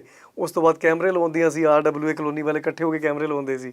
ਅੱਜ ਜੋ ਸਰਕਾਰ ਲਾ ਰਹੀ ਹੈ, ਵਾਈਫਾਈ ਸਰਕਾਰ ਦੇ ਰਹੀ ਹੈ, ਤੇ ਇੱਕ ਆਮ ਪਰਿਵਾਰ ਨੂੰ 10 ਤੋਂ 15 ਹਜ਼ਾਰ ਰੁਪਏ ਮਹੀਨੇ ਦਾ ਫਾਇਦਾ ਸਰਕਾਰ ਦੇ ਰਹੀ ਹੈ। ਮੇਰਾ ਖਿਆਲ ਪਾਸ ਬਿਲਕੁਲ, ਲੇਡੀਜ਼ ਵਾਸਤੇ ਬੱਸਾਂ ਫ੍ਰੀ ਨੇ। ਦੇਖੋ ਸਹੂਲਤਾਂ ਤੁਹਾਡੀਆਂ ਮੈਂ ਦੱਸਣ ਡਿਆ। ਅੱਛਾ, ਇਹ ਗੱਲ ਦੱਸੋ, ਇਹ ਮੈਂ ਤਾਂ ਦੱਸ ਰਿਹਾ ਵੀ ਚਲੋ ਜਿਹੜਾ ਕੰਮ ਕੀਤਾ ਉਹਨੂੰ ਆਪਾਂ ਨੂੰ ਐਪਰੀਸ਼ੀਏਟ ਕਰਨਾ ਚਾਹੀਦਾ, ਪਰ ਅਸੀਂ ਤਾਂ ਲੱਭਦੇ ਹਾਂ ਵੀ ਚਲੋ ਜੇ ਆਮ ਆਦਮੀ ਪਾਰਟੀ ਵਾਲਾ ਕੋਈ ਰੂਲ ਪੰਜਾਬ 'ਚ ਆਏ ਤਾਂ ਫਿਰ ਠੀਕ ਹੈ, ਸ਼ਾਇਦ ਗੱਲ ਬਣ ਜੇ। ਇੱਕ ਗੱਲ ਦੱਸੋ, NRIs ਨੇ ਬਹੁਤ ਸਾਥ ਦਿੱਤਾ ਸੀ ਉਦੋਂ, ਪਰ ਇਸ ਵਕਤ NRIs ਜਿਹੜੇ ਨੇ ਉਹ ਤੁਹਾਡੇ ਤੋਂ ਬਹੁਤ ਗੁੱਸੇ ਨਾਰਾਜ਼ ਹੋਏ ਬੈਠੇ ਨੇ। ਤੁਸੀਂ ਜਿਹੜੀਆਂ ਗੱਲਾਂ ਅੱਜ ਇੱਥੇ ਮੰਨ ਲਈਆਂ ਕਿ ਹਾਂ ਠੀਕ ਹੈ ਯਾਰ ਸਾਡੇ ਕੋਲੋਂ ਗਲਤੀਆਂ ਹੋ ਗਈਆਂ, ਅਸੀਂ ਸਿੱਖ ਗਏ, ਪਰ ਉਹ ਵਿਸ਼ਵਾਸ ਕਿਵੇਂ ਵਾਪਸ ਕਰਾਂਗੇ ਆਪਾਂ ਹੁਣ? ਵੇਖੋ, ਮੈਂ ਆਪ ਡਿਊਰਿੰਗ 2017 ਵਾਲੇ ਇਲੈਕਸ਼ਨ 'ਚ ਵੇਖਦਾ ਰਿਹਾ, ਮੈਨੂੰ ਕੋਈ ਜ਼ਿੰਮੇਵਾਰੀ ਮਿਲੀ ਸੀ, ਤੇ ਜਿੱਥੇ ਤੱਕ ਸਾਡੇ NRI ਸਾਥੀਆਂ ਦੀ ਗੱਲ ਹੈ, ਇਹਨਾਂ ਵੱਲੋਂ 1 ਸਾਈਡਡ ਪਿਆਰ ਸਾਨੂੰ ਮਿਲਦਾ ਰਿਹਾ ਜੀ।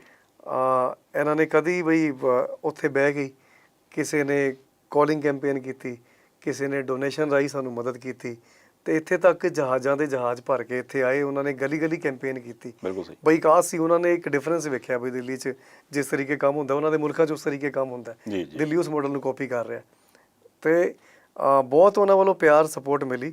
ਤੇ ਮੇਰਾ ਜਵਾਬ ਤੇ ਉਹੀ ਹੈ ਜੀ ਜੋ ਮੈਂ ਪਹਿਲਾਂ ਦਿੱਤਾ ਹੈ, ਆਪਾਂ ਗੁਜ਼ਰੇ ਸਮੇਂ ਤੋਂ ਬਹੁਤ ਕੁਝ ਸਿੱਖ ਲਿਆ, ਤੇ ਤੁਸੀਂ ਇੱਦਾਂ ਹੀ ਆਪਣਾ ਸਾਥ, ਪਿਆਰ, ਵਿਸ਼ਵਾਸ ਬਣਾ ਕੇ ਰੱਖੋ, ਤੇ ਜੋ ਤੁਹਾਡਾ ਸੁਪਨਾ ਹੈ ਖੁਸ਼ਹਾਲ ਪੰਜਾਬ ਦਾ, ਤੁਹਾਡੇ ਸਾਥ ਦੇ ਨਾਲ ਆਪਾਂ ਸਾਰੇ ਰਲ ਕੇ ਉਹਨੂੰ ਜ਼ਰੂਰ ਸਾਕਾਰ ਕਰਾਂਗੇ। ਚਲੋ, ਇਹ ਅੱਜ ਵੈਸੇ ਤੁਹਾਡੇ ਨਾਲ ਗੱਲਾਂ ਬਾਤਾਂ ਕੀਤੀਆਂ, ਮੇਰਾ ਖਿਆਲ ਕਈ ਸਵਾਲ ਜਿਹੜੇ ਪੁੱਛਣੇ ਚਾਹੁੰਦੇ ਸੀ ਸਾਡੇ ਪੰਜਾਬੀ ਮੈਂ ਪੁੱਛ ਲਿਆ, ਜਵਾਬ ਤੁਸੀਂ ਕਈ ਦੇ ਤੇ, ਕਈ ਤੁਸੀਂ ਜਿੱਦਾਂ ਦੇ ਦਿੱਤੇ ਉਹ ਪੰਜਾਬੀ ਆਪੇ ਦੱਸ ਦੇਣਗੇ।